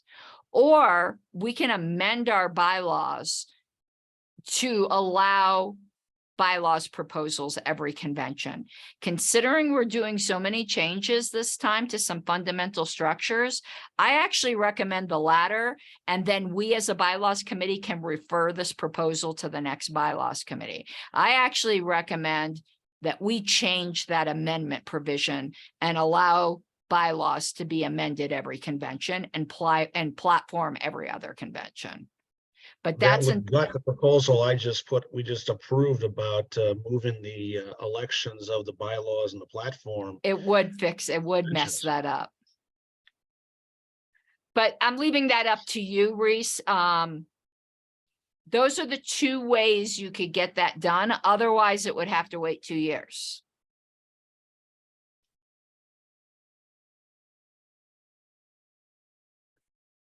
But Mike, what do you think about my thoughts on changing this as well as getting us into revision territory? I agree. We've got major overhauls already in here for membership, for the JudCom, and for committees of the convention. The only couple areas, and even I believe you guys removed the development groups. Am I correct? Yes. Okay, so you've got some major structural changes there. We're getting very close to that line, to the point where, but the only thing we haven't looked at overhauling is The affiliate board. structures themselves on the board and Yeah. conventions. So I would say we're over the halfway point if we were to do this, and well over the halfway point to this, and I think that's what we can do. I would also caution, though, that reducing the board size, while it may be under the argument of autonomy, it also lays a trap for abuse and for potential dictatorship stuff. And we don't want that either. I can tell you right now that at-large representatives are effectively seat warmers. We've had them, we've seen it on the LNC, we've seen that in other state parties, and it's not a good idea. The kitchen cabinet style that we have is effective because it puts people in these positions with actual jobs to do. And that is a fundamental shortcoming of an at-large structure, is that you have people sitting there, and while they may find something to do, it may not necessarily be effective or productive for the entirety of the party. And I say this off of 2 decades of experience, and having been on this board and having been on county affiliates and both officers and as director positions, that when you have people who are specifically dedicated to doing a job that is defined in a job description, they will do the job. I don't think our turnover problems have anything to do with the job descriptions. I think it had to do with just life. It And has that to do does with happen. volunteers. Well, that's part of life. Yeah. I mean, you know, I've been there, you've been there, everybody's been there. You know, I stepped down as a board position from my board position back in 2003. Why? My son was born 4 days later. Damn good reason, but you know what? I had to do it that way. Life happens. Here's what I suggest, Kyle. I've spoken to a bunch of board members, and what the felt need is. I'm going to tell you quite honestly, I'm opposed to the proposal. However, it's not on the floor. But I'm not opposed to the felt need that I've heard from a bunch of board members, is that you want to be able to, when finances are available, to hire an executive director and that sort of thing. The way to accomplish that now is to pass this section I'm highlighting right now. That's really all you need to do in order to give the board the authority to do that, at least that one thing, which I think is the most urgent concern of the board right now. And what's highlighted, for those who can't see or understand, right now it says, and I'll let you know when the added language comes in, the board shall have control and management of all the affairs, properties, and funds of the party consistent with these bylaws, and shall meet in a manner specified in these bylaws. I wouldn't have a run-on sentence. I'd actually change the sentence to say, further, the board shall establish the board may establish and oversee an organizational structure to implement the purposes of the party. The board shall adopt rules of procedure for the conduct of its meetings and the carry out of its duties and responsibilities, and may delegate its authority in any manner it seems necessary. It's actually that last phrase which allows you to hire an executive director and do those sorts of things. That's copied directly from the national bylaws and why we can do those sorts of things. So if the immediate concern of the board is to be able to have some kind of staff structure, at least that last phrase, and may delegate its authority in any manner it deems necessary, even if the rest of it isn't passed, if even this phrase right here is added to after specified in these bylaws, you're in the clear. So that's probably the simplest way to get the board what it wants now without having to wait. Mr. Seebeck. Okay, I see a giant, and I mean giant, red flag in what's written here. Okay, I understand. I understand. I appreciate what you're saying about this. However, establish and oversee an organizational structure, implement the purposes of the party. Fine. Okay, that makes sense. May delegate its authority and manner is necessary. Fine. It's that middle part. The board shall adopt rules and procedures for the conduct of its meetings and the carrying out of its duties and responsibilities. That basically puts it in direct conflict with our parliamentary authority bylaw, which already has those rules and procedures in play. And they can already adopt rules and procedures separate from Roberts anyway. I don't think that that part is needed. And that almost looks to me like it's a like a means to I set hear to you. chuck Roberts out the window. What do you think The about first part, the this? third part are fine. What do you think about just doing that? That would be fine too. That will accomplish, at least for me, I've talked to multiple board members, and they really want to be able to hire an executive director, and grant the executive director some limited authority. And of course, the board is ultimately responsible for the executive director. And this one sentence is all National did in order to be able to do that. And if we want to be able to pass something that will empower the board to be able to do that, this is all I personally recommend we at least pass this sentence, but I don't want to step on Kyle in any way. So I'd like to hear his thoughts on that. And if he's amenable, I'm more than amenable, or he can move that particular section. I think that's really doable and will give the board something they can do right now. I could argue that that's covered under control and management of the affairs of the party, but I also recognize what you're saying and in the same way. You can argue either way, but I get your point. Yeah, Alicia argued it wasn't for National, and that's why we have that sentence. I Alicia know, is you know, not she's not management. always right, but just saying. Kyle, what are your thoughts? Yeah, I think that's probably a smart idea to try to pass that this year. Just that one sentence. I think the rest of it just like needs some work. But I do think we probably need to look at restructuring the board also in a future bylaws committee. Whoops, I did the wrong thing. And I want to let you know, in case Hannah hasn't talked to you, something else I suggested to her, because I am a big fan of the director model. There's a lot of director positions that could be combined if the board had wanted to try a smaller board. I still do think that's way too much for this committee, but like I had suggested to her, that campaigns and legislation could be combined. That I forgot what the other one was. Outreach and membership could be combined. Like, there's ways to get a smaller board and still keep the director positions. Just throwing that out there. I'm not making any kind of proposals or anything like that, but a future bylaws committee can consider all those alternatives. But we can pass a recommendation or ask the convention, excuse me, to pass a resolution, though just be fully aware right now, as our bylaws are written, it can't be done for 2 years, instructing the next bylaws committee to consider changes to the leadership structure of the board. That doesn't guarantee that they'll pass any, but they will be under order of the convention to at least consider it.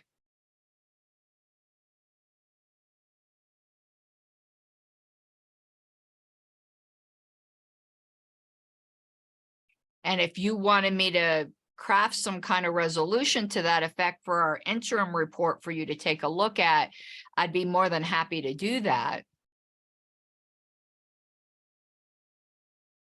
Yeah, I think that would be a good idea to do. Okay. Let's, Mike, did you have something to add? Oh, no, I just take my hand down, Okay. sorry.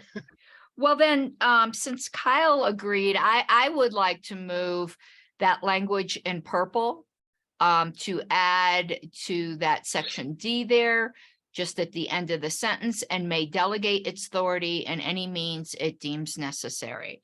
And I believe I've spoken to it enough. Would anyone else like to debate? I'll only say one thing about it, and it's really quick. The control and management of the affairs and properties and funds, et cetera, has always been a broad. Delegating its authority does kind of add to that. There is the potential, and I'm not saying it's the case here, that can be abused in the future by a board going rogue or trying to exploit loopholes in the bylaws or Roberts or so on. However, that also can be addressed down the road when and if it happens. But I'm urging think I caution to be remember. aware of that. I think I remember why Alicia said this. I actually think it's a provision in Roberts. 4912. I want to look at it. I haven't looked at this in a long time. A board cannot delegate its authority except as may be authorized in the bylaws. So I think that's why she thought that word had, that phrase had to specifically be in there.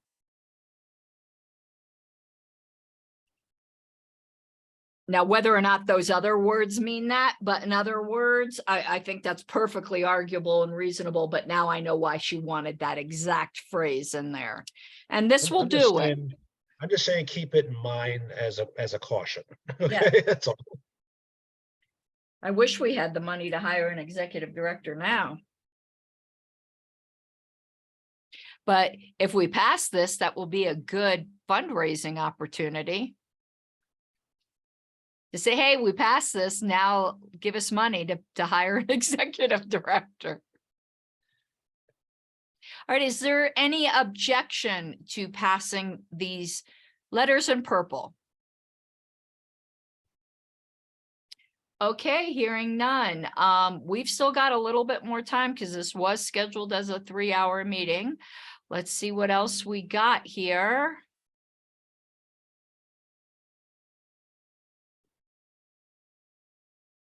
You want to do the treasurer thing? Yes, where is that? Oh, are you talking about Mr. Akins? Both, I would think. Well, we already passed yours, Oh, but let's look at and see if we want to add his to, because it will make it easier. Let me pull it up. It's on the website. My thing is super close.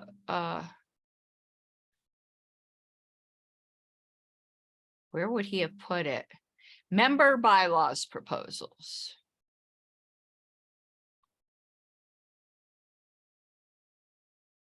He wants to add this language, and this does overlap with ours a little bit.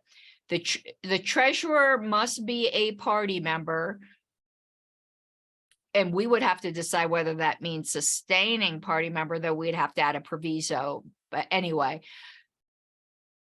for at least 2 years before being elected or appointed to this position, the treasurer shall post a calendar of Secretary of State tracer report due dates for the previous and next 3 months in his board report. I think we use there throughout our bylaws, but that's a style change, together with documentation showing that the report was filed.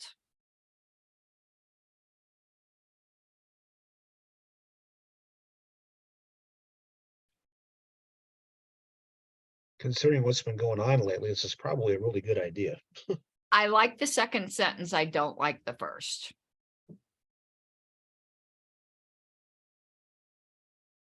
I agree with you.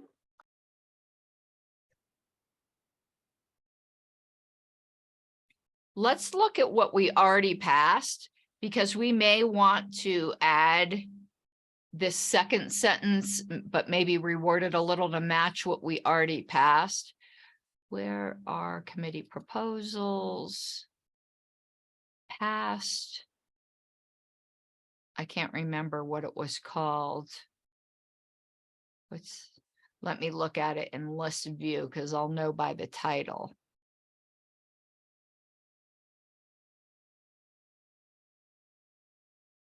Where is it? Record.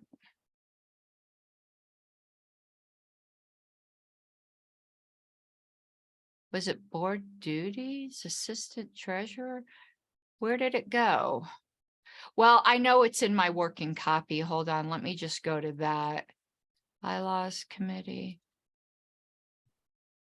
Working. There was one called treasurer duties, is that it? I didn't even see that, but I know it will be in here.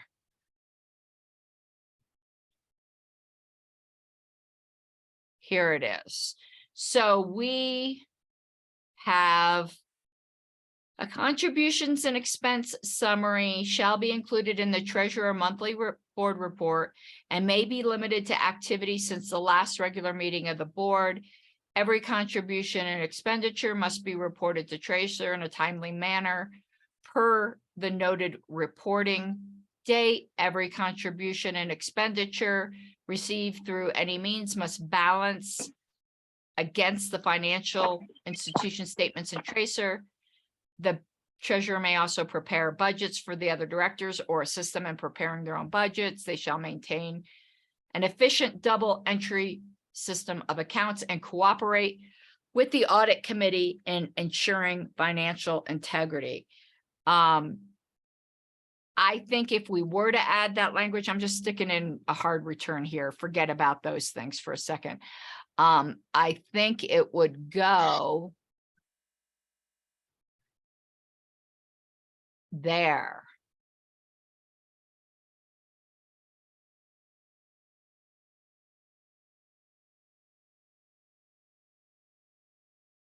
If we wanted to add it, I think that's where it would go.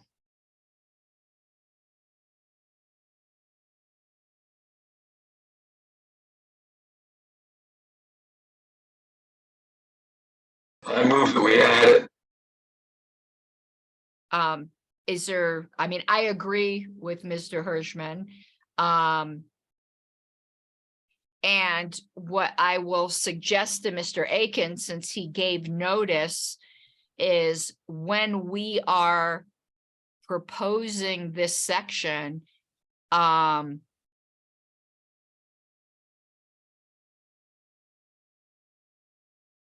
have to talk with the chair on how to do that, but he would just move to amend. It would be within scope of amendment because he gave notice. I see a Scrivener up there. Where? Tracer, right, like 3 lines above what you just put in. Yeah. Should be all caps. Is Tracer all caps? I believe so. I know it is here. John, Right. is Tracer Go all up. caps? Yeah, I've always seen it as all caps, yeah. Okay, I'll, It usually there. is, yes. And then Well, there's it one a stands- couple it lines. stands for word. I It's an see there's acronym, yeah. another one. Yeah, that's the one I saw first, was that one. So Okay, yeah, I'll make sure that's in our final. Well, is there Yeah. any it's an objection acronym. to this? I like it because it mirrors what the secretary has to do with their own deadlines. I think having the board aware of deadlines is super important. And the secretary is already required for the things they're in charge of. The only thing I would say, I don't like his here. We don't use gendered language anywhere. We've avoided it. I would like to change. I know people are gonna get mad at me, his to there.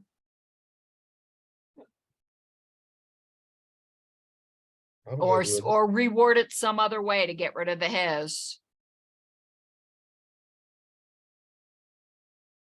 I don't even think we need, well, board report says how to do it. No, there is right. You could say the board report, but I don't care, whatever you guys want, I just want to get rid of his. We don't use his Oh, anywhere. What do you want, John? I agree with Mike, that should work. I'm fine with that, I just don't want his. But there, the problem why I don't like it, it's like, there is no the board report, it's their board report. yeah, there's it's indirect, but not explicit on the ownership. It's what the problem with does. There would be best. Question is, should it be their monthly board report?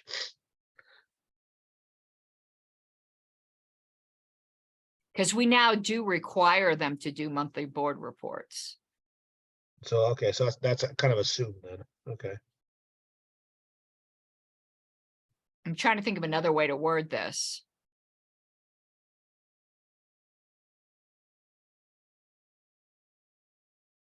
How about The treasurer's board report shall include a calendar of Secretary of State, treasurer due dates, blah, blah, blah. So what I'm suggesting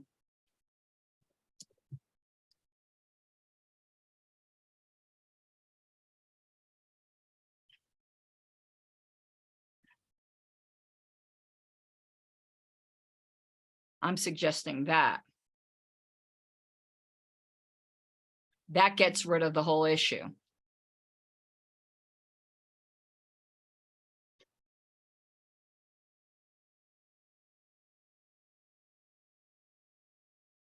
What does everyone else think?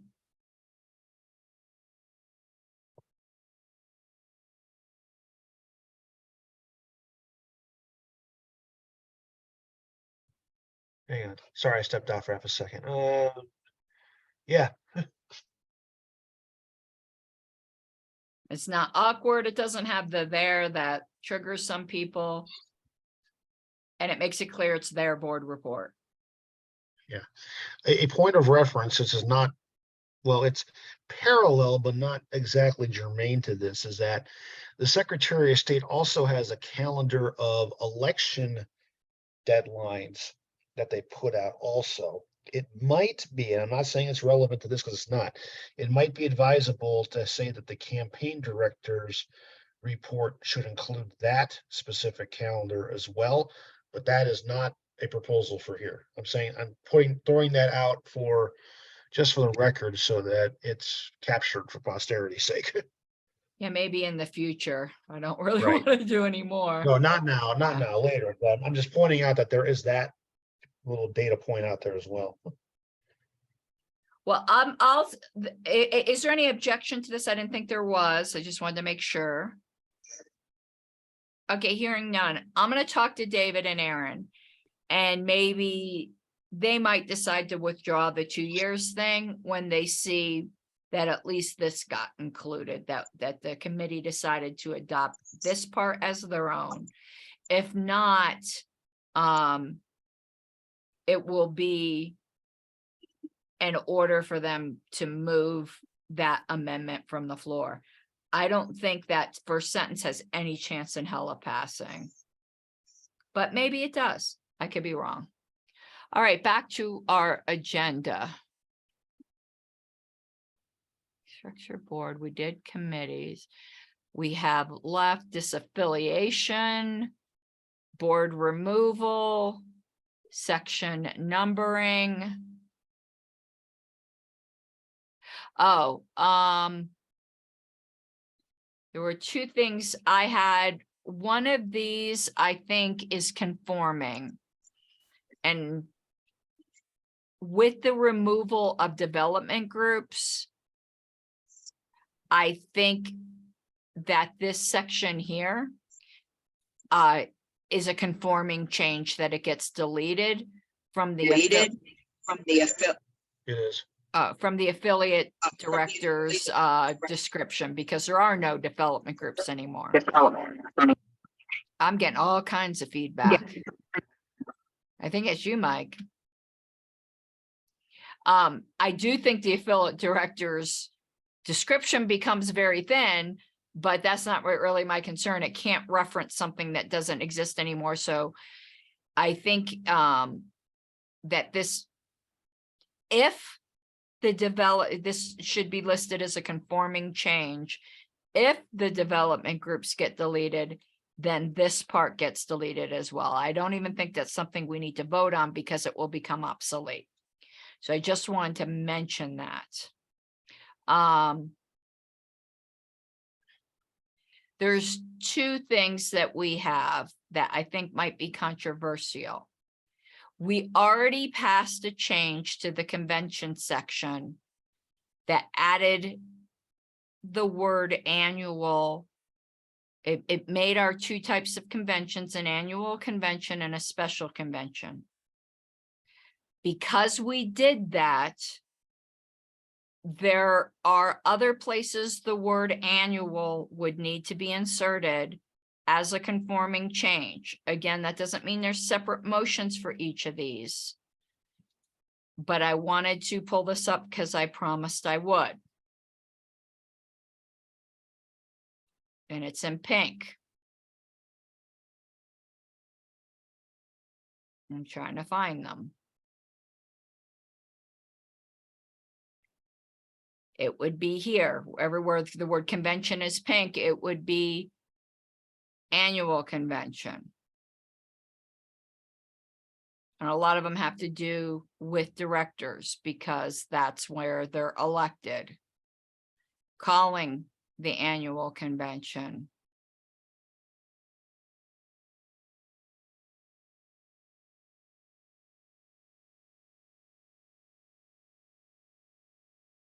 Here we say annual convention, which is why I said before we weren't really consistent with that term, but it's not capitalized. That was just missed in the style committee. Yeah, there's always things like that.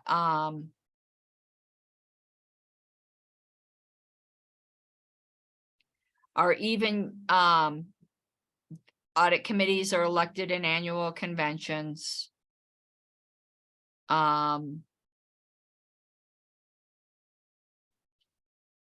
Generally, except for that one exception we made, JCs are also odd year annual conventions.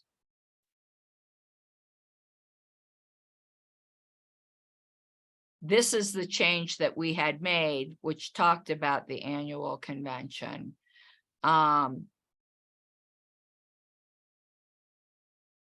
here's all the sections in pink that where the word annual needs to be inserted.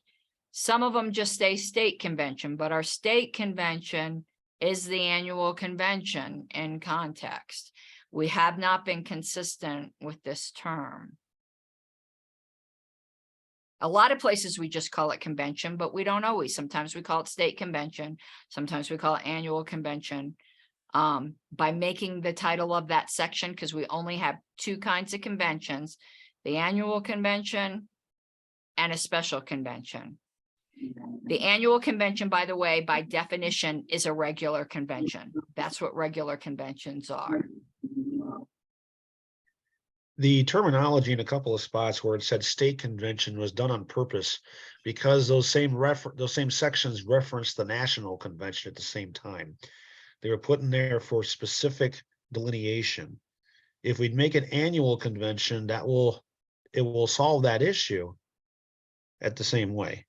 And because we define annual later. So I just wanted to show Right. you guys that it will all be detailed out in a proviso if that section is adopted, but I did promise I would get you guys that. Oh, this was important. Oh my God, this was for Bennett. Bennett, I promised you we would get to this and then we'll go to the rest. This got postponed because of letting delegates elect, and it turned out I did have all the language. I just got confused last time. So first change under affiliates, subsection F1, nominating candidates for public office, adding the language, provided the office sought is wholly subsumed by the geographic boundaries of the affiliate and the candidate meets all of the requirements for candidates set forth in these bylaws. And here, these changes were already done. This is the one, I think they were. Sustaining member was a conforming change. Oh no, here's the ones that I changed to make it so that it was clear. So in the section of nomination of conventions, section D, this word sustaining, this was a conforming change. And notice here, Mike, we called it the nominating annual convention, which added even another type of weird convention. I tell you, in Michigan, this is what fucked them up. That was a style miss. Yeah, and oh my God, that fucked them up in Michigan. It turned out when it said nominating convention, it was a special convention.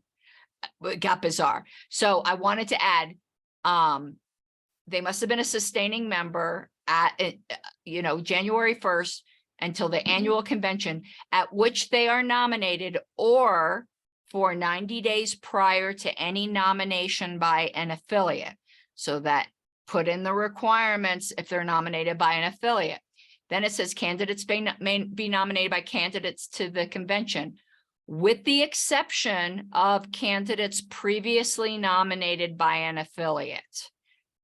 So that then makes it clear that candidates can be nominated by affiliates. There were some other changes I made in here that didn't directly have to do with affiliates, and we can separate them out. Whoa, But- whoa, whoa, whoa, which one I'm reading? Okay, sorry. Sorry.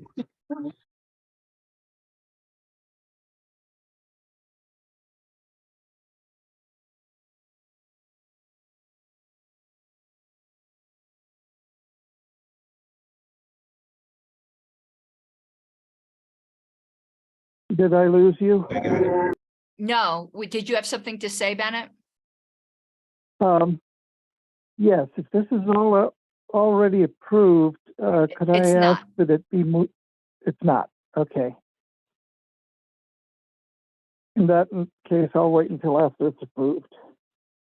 What were you gonna ask though? Because it might be better. I was going to request that this be moved up in the order so that it is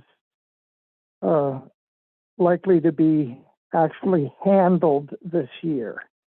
I think By it's the delegate. important, candidate. I mean, Bennett, so I'll certainly take that into consideration because this has been asked you. for. Then I did some additional cleanup that I don't mind if we decide to move separately, but I do think it's non-controversial. Here's the cleanup. Here we say candidates nominated from the floor must sign the statement of principles and the force. May the force be with them. And then we say candidates nominated by the vacancy committee must do the same thing. So instead of having that extra paragraph, I just said all candidates have to do this. So it doesn't matter whether they are nominated from the floor by the vacancy committee. All candidates have to do this. I think this eliminates a section that's redundant. And then style committee thing, I don't care if it waits to style committee, we forgot a little parenthetical here. As happens, and there was a typo here. And again, I don't care if those go to style committee or not. It was just while I was in here, I wanted to make notes. So I did that cleanup too. So with everything that's here, first, under affiliates, letting them nominate their candidates, making it clear under conventions that we nominate candidates at convention with the exception of those that were already nominated by an affiliate.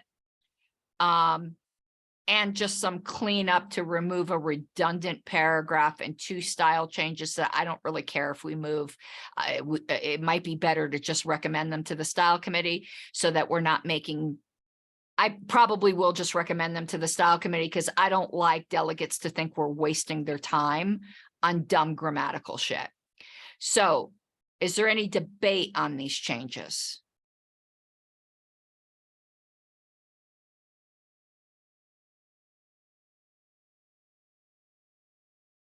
Is there any objection to these changes? All right, hearing none, I think we only have one left. And I could tell you like those things like adding the word annual and all of that. I'm considering maybe just referring that to style committee. I'm going to refer to style committee things that we can, so we're not annoying delegates, because that's the last thing in the world I want to do. Be careful to make sure that every place that refers to I know. special convention, really, otherwise you're looking at a substantive change. Yeah, I'm going to look at it carefully. Okay, this one I think, Mike, what do you want to hear first? I could tell you which one I think is going to be controversial and which one I think's not. I think disaffiliation hearings is not It might be tiny bit controversial. I think the board removal proposal is going to be highly controversial, but I'm leaving it up to you. Which ones do you, we've got 26 minutes left. Which one do you want to hear first? Because the other one we might not get to. Let's look at disaffiliation first. Okay. I could be wrong. This one could be the wild one. I don't think so, though. So I'm going to give the floor to you again. Well, to me, it's just very simple. If there's going to be a disaffiliation, there better be a hearing prior to the vote. Otherwise, it's like, well, why did they do this in the first place? Now, this says a couple of things. One, it establishes the due process standard for the affiliate.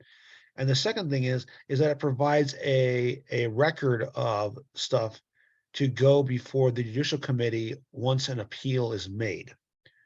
So it creates the necessary due process and paper trail. Can I suggest one change that you might not agree and I won't fight over it? I hate slash marks.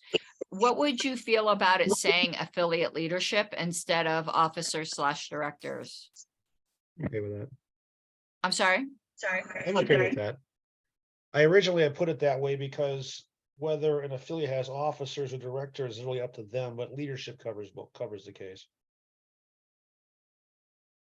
Okay. I believe. Just to clarify, can we go back to the judicial committee proposal a second, just to cross-reference something real fast?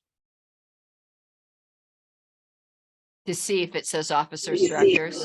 Exactly.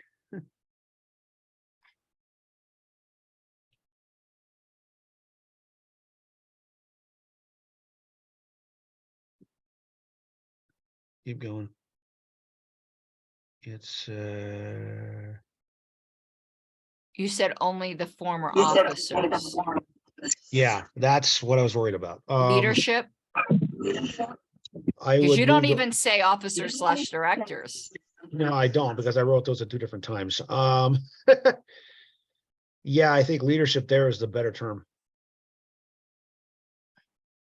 Okay. So that's like a conforming thing. It All is, right. but it just rang a bell, you know? I support this. Does Mike, do you want to speak further? Or does anyone else want to speak? My piece on it.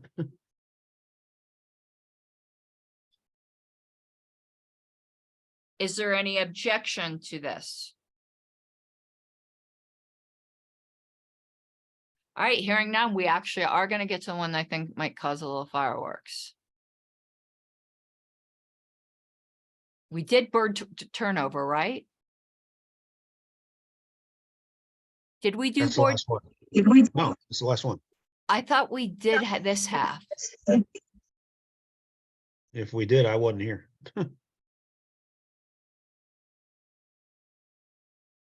Yeah, we did.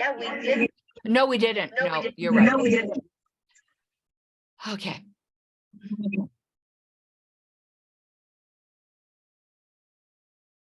Did I have a note on this?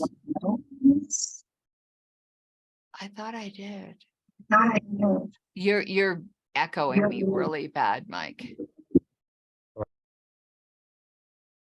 I think I have a note on it someplace else, but anyway, do they go together?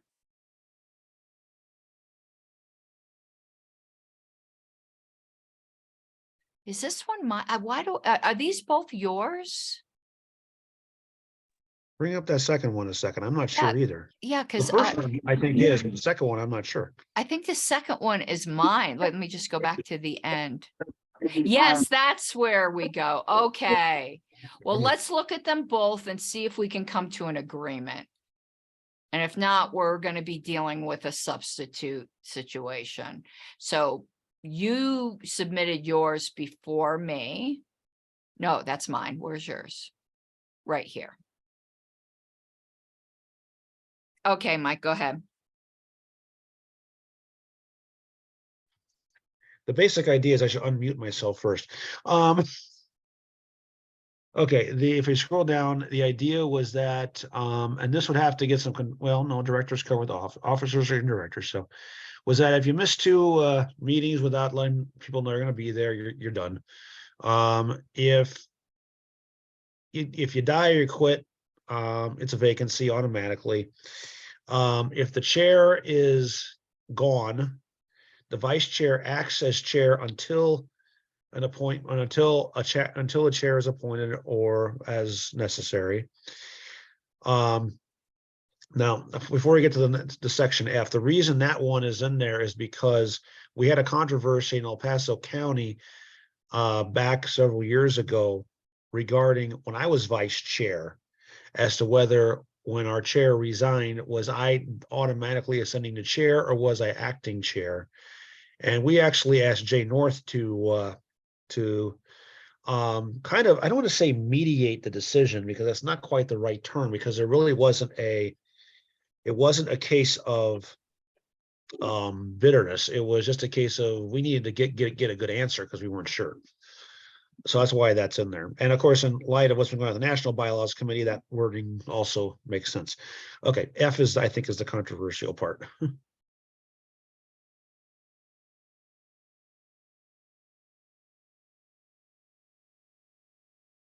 Okay, I'm gonna read that out loud. If you can mute yourself, Mike. Sorry. A director may be suspended, and remember, director includes officers, only for cause after an investigation by an independent committee by a 2/3 vote of the current board, excluding the director subject to a vote after a disciplinary hearing. That's basically recapitulating Roberts, which is a good thing. I'm sorry, I am doing a little editorial commentary.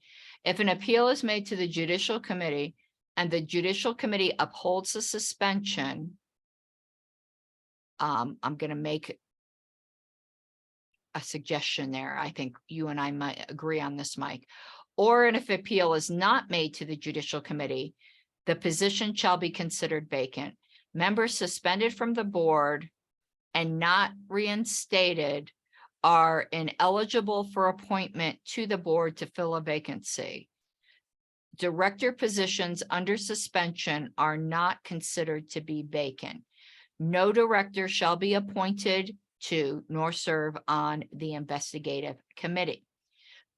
Do you want me to continue with G? I will. The board by a 2/3 vote may appoint members to fill any director vacancies. These appointed directors shall serve until the next convention, subject to the conditions of this article. If you don't mind, Mike, I'd like to see how mine's different because I don't have like huge objection to what you wrote. So I want to see what I wrote that was different because I don't remember now. I'm sorry. I said, go ahead. Okay, this is, where did I put mine? Let me just pull it back up again. I got way too many things open.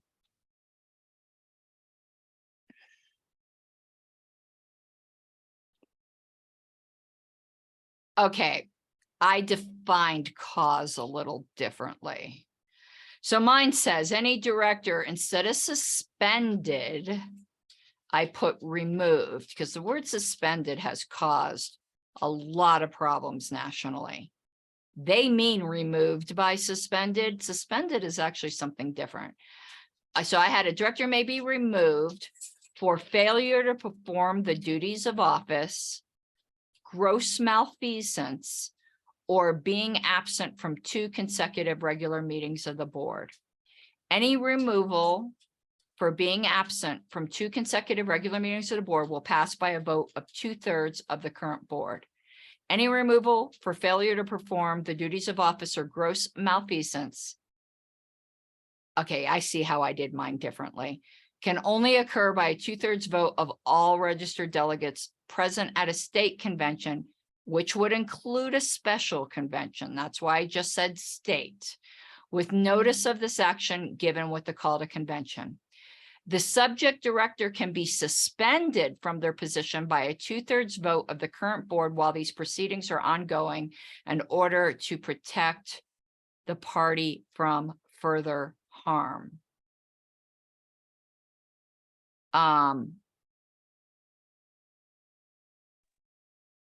Okay, it looks like a couple of differences there. One is that, while I had the missing 2 meetings as automatic resign, you have it in there that they would still take a 2/3 vote to remove them. Okay, so That's let's one go piece. back to yours. You kind of a definition of what cause is, and I don't.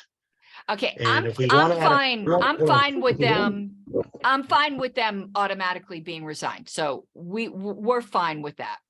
If we I, want to add a term for a definition of cause in here, let's put it in. I'm all in favor of that.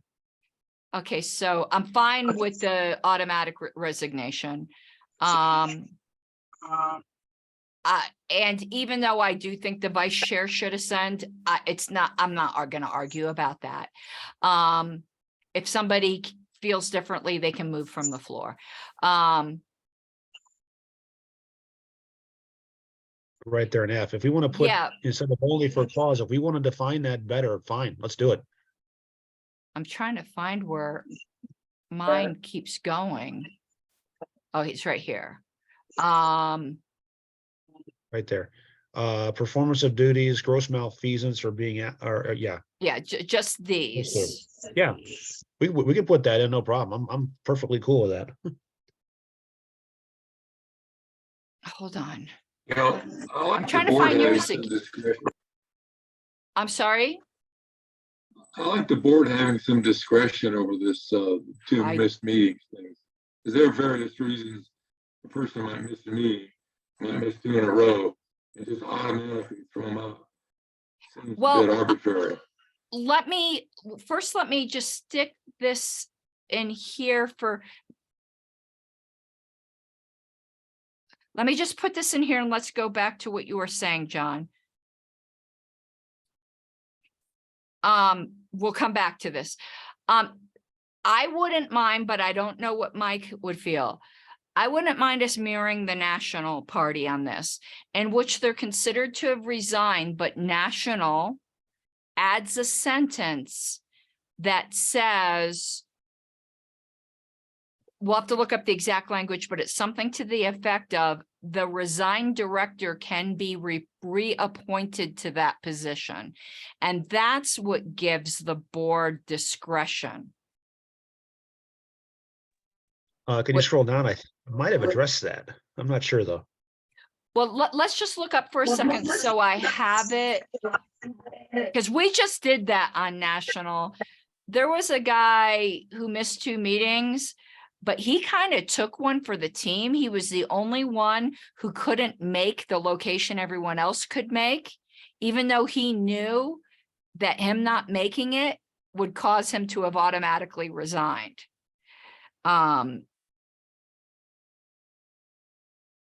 Why national bylaws always take forever to come up, I have no freaking idea. It's just a PDF file. And it's not my computer. It does this everywhere. Okay, so let me look up resigned. Why isn't it coming up? Let's look up missed. Let's look up 2.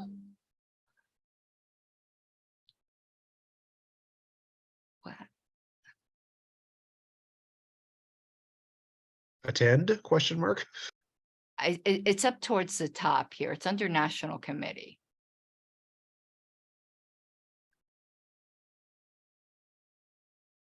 That's 2 years. Here it is. A national committee member who fails to attend 2 consecutive regular meetings, blah, blah, blah. The appointing body shall be free to reappoint the member who vacated the seat. We have it as vacated, but let me just grab that language and we can tailor it. I'm just going to stick it here, not saying we've adopted it or anything. No, that's mine. Where's yours? Right here. There it is.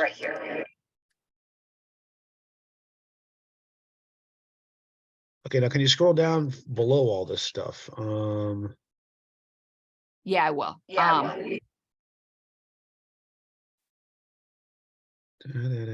Keep going.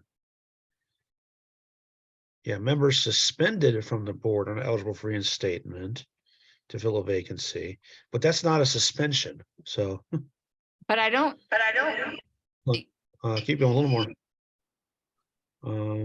that's it. Yeah, it's implied in G, but it's not explicit. Okay, that's what I was saying. And I think I kind of think that needs to be explicit. And so instead of vacated, I put resigned, since that's the word we used. So I I'm put okay with it. You're okay with it? Yeah. Does that satisfy you, John? Okay, it does. All right, so let's go back to here. So a director may be suspended. I'd like to put removed and deal with suspension separately, because suspension means you're still a board member. You just can't vote or exercise. And I think that's what you're getting at. Well, it isn't actually. What? Not what I'm getting at. Well, you do here. Hold on. I'm trying to find where you had that.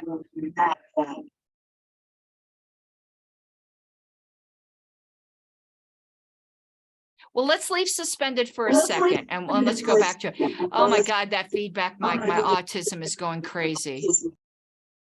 Okay, let's leave suspended for right now. So a director may be suspended for failure to perform the duties of office, or, because I had a longer list, or gross malfeasance after an investigation by an independent committee by a.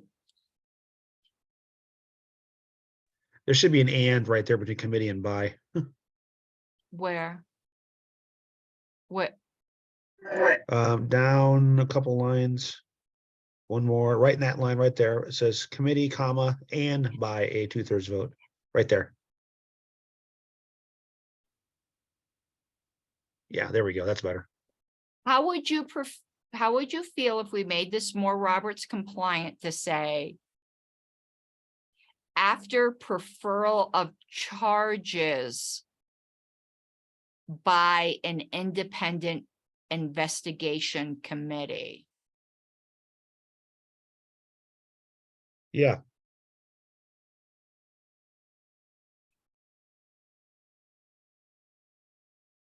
Or after preferral of charges by an independent investigation committee. Referral, not preferral. It's preferral. It is? Yeah, it is preferral.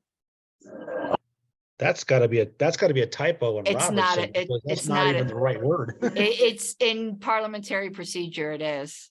Not as a matter of regular law. It's preferred charges. It is let's look up it's correct. What does it mean when charges are preferred? Charges are preferred when the accused is formally charged with the alleged crimes. It's a legal term.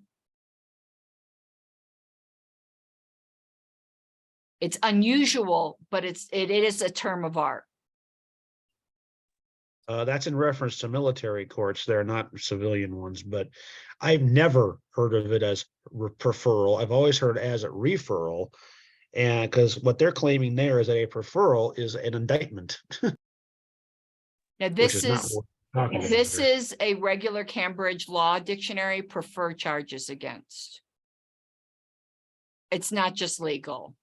I mean, it's not just a military tribunal.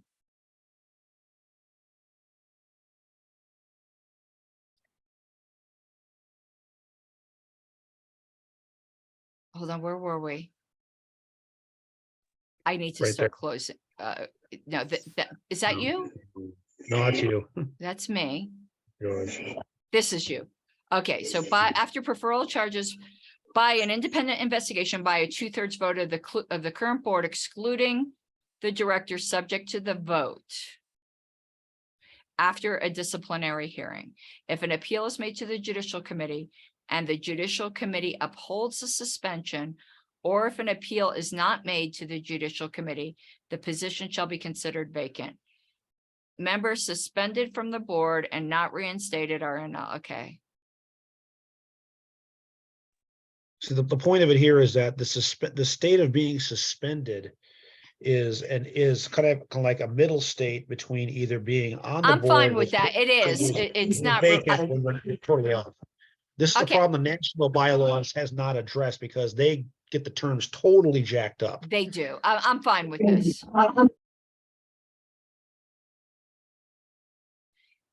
Okay. The other difference I had, which I don't mind so much because you are doing the Roberts investigatory committee. I was having it so it could only be done at convention. I'm willing to whatchamacallit, compromise on that because it is in fact using an actual due process and charges have to be preferred by an independent committee before the board can do anything. So I'm fine with this. I just want to look at mine one more time to make sure there's nothing else in there that I thought was super important, but it's fine. It's not a convention. I'm fine with that. That tends to defame people more when you do it at convention anyway.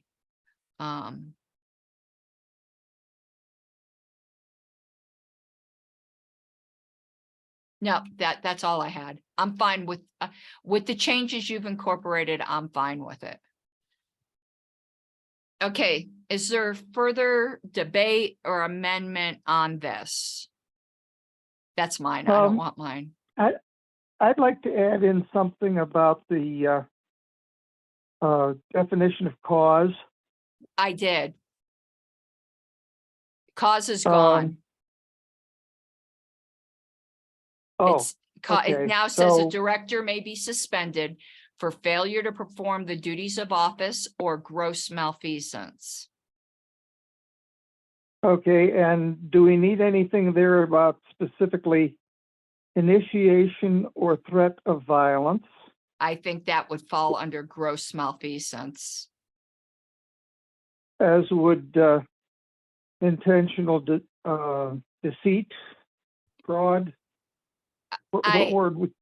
I think it would. I mean, the term gross malfeasance does have precedent in law, and it is dishonesty, violence, crimes. You know, in that's as much latitude as I'm willing to give the board as in a definition of gross malfeasance.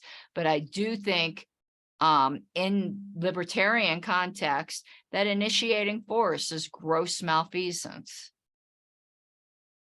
I don't think being mean on Facebook is gross malfeasance. Saying to somebody on Facebook that you're going to blow their head off is gross malfeasance. Saying to somebody if they step foot in your county that you're going to beat them within an inch of their life is gross malfeasance. Violating the NAP is most definitely gross malfeasance. So I think this gives the two categories where someone's behavior is just completely beyond the pale. You know, to go into gross malfeasance, not just merely being a dick, or they just don't do the duties of their office, you know, and we've kind of seen that the first part. Actually, we've seen that multiple times, the first part of people who just don't do the job they're elected to do, but they're nice guys. So, you know, I do think that's the more frequent reason why a director needs to be removed is they're not doing their job.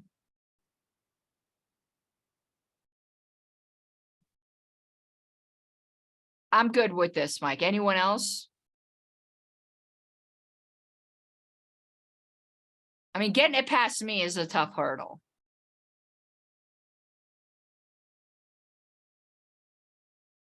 Because I'm very sensitive to this, but I'm fine. with this. This is the way it should have been done. There might be one other change, though, I think we need to make that's not in this section. Let me pull up the current bylaws. Because here's my paranoia, and I think Mike might agree with this. Is what if somebody ever deleted this section? Because there's a reason why Mike and I started looking at this. You may not realize it, but our directors right now are not entitled to any due process. And I'm trying to, it's this word "or" here. Let me look up at Roberts one more time. I think we need to change that word "or" to "and," so that if that due process is ever deleted, they still get due process. Believe it or not, that one little word makes all the difference in the world. And I think it should be part of this change. Removal. Hold on. Oh, come on. What section is that? You think I'd know this by now? Discipline, yes.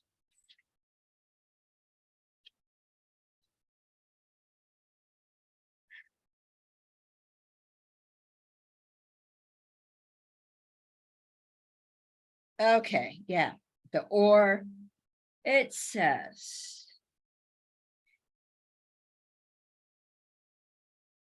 Yep, it says if it provides that the service shall be for whatever number of years and until their successors are elected, they can be removed from office only for cause, that is neglect of duty in office or misconduct. So I would suggest, Mike, if you agree that as part of your proposal, we change "or" to "and." Yeah, I think I'm okay with that. It just creates an extra safeguard. Yeah. Okay, I will add that when we do our proposals, because I think I had forgotten to do that. I might have done that in that long ass thing I did that I ended up going with yours. I'm just curious. I think I might have here. And if so, it's already preserved there. No, I didn't. Strange. Okay.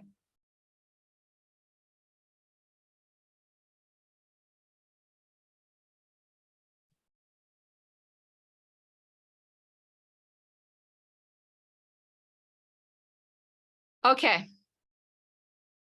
I think that's it.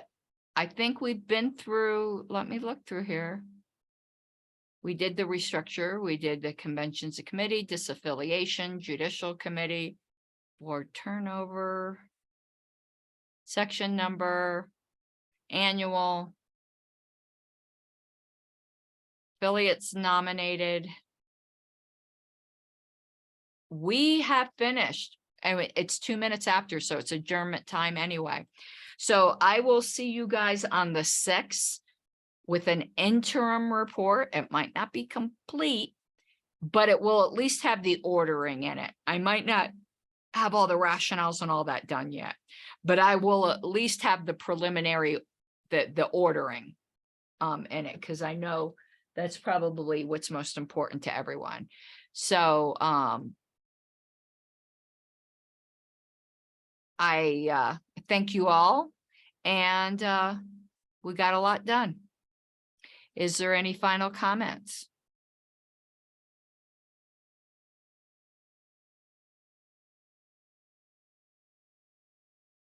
Okay, hearing none, we are adjourned at 10:03, and I'll see you on the 6th, and I hope you all have an awesome night.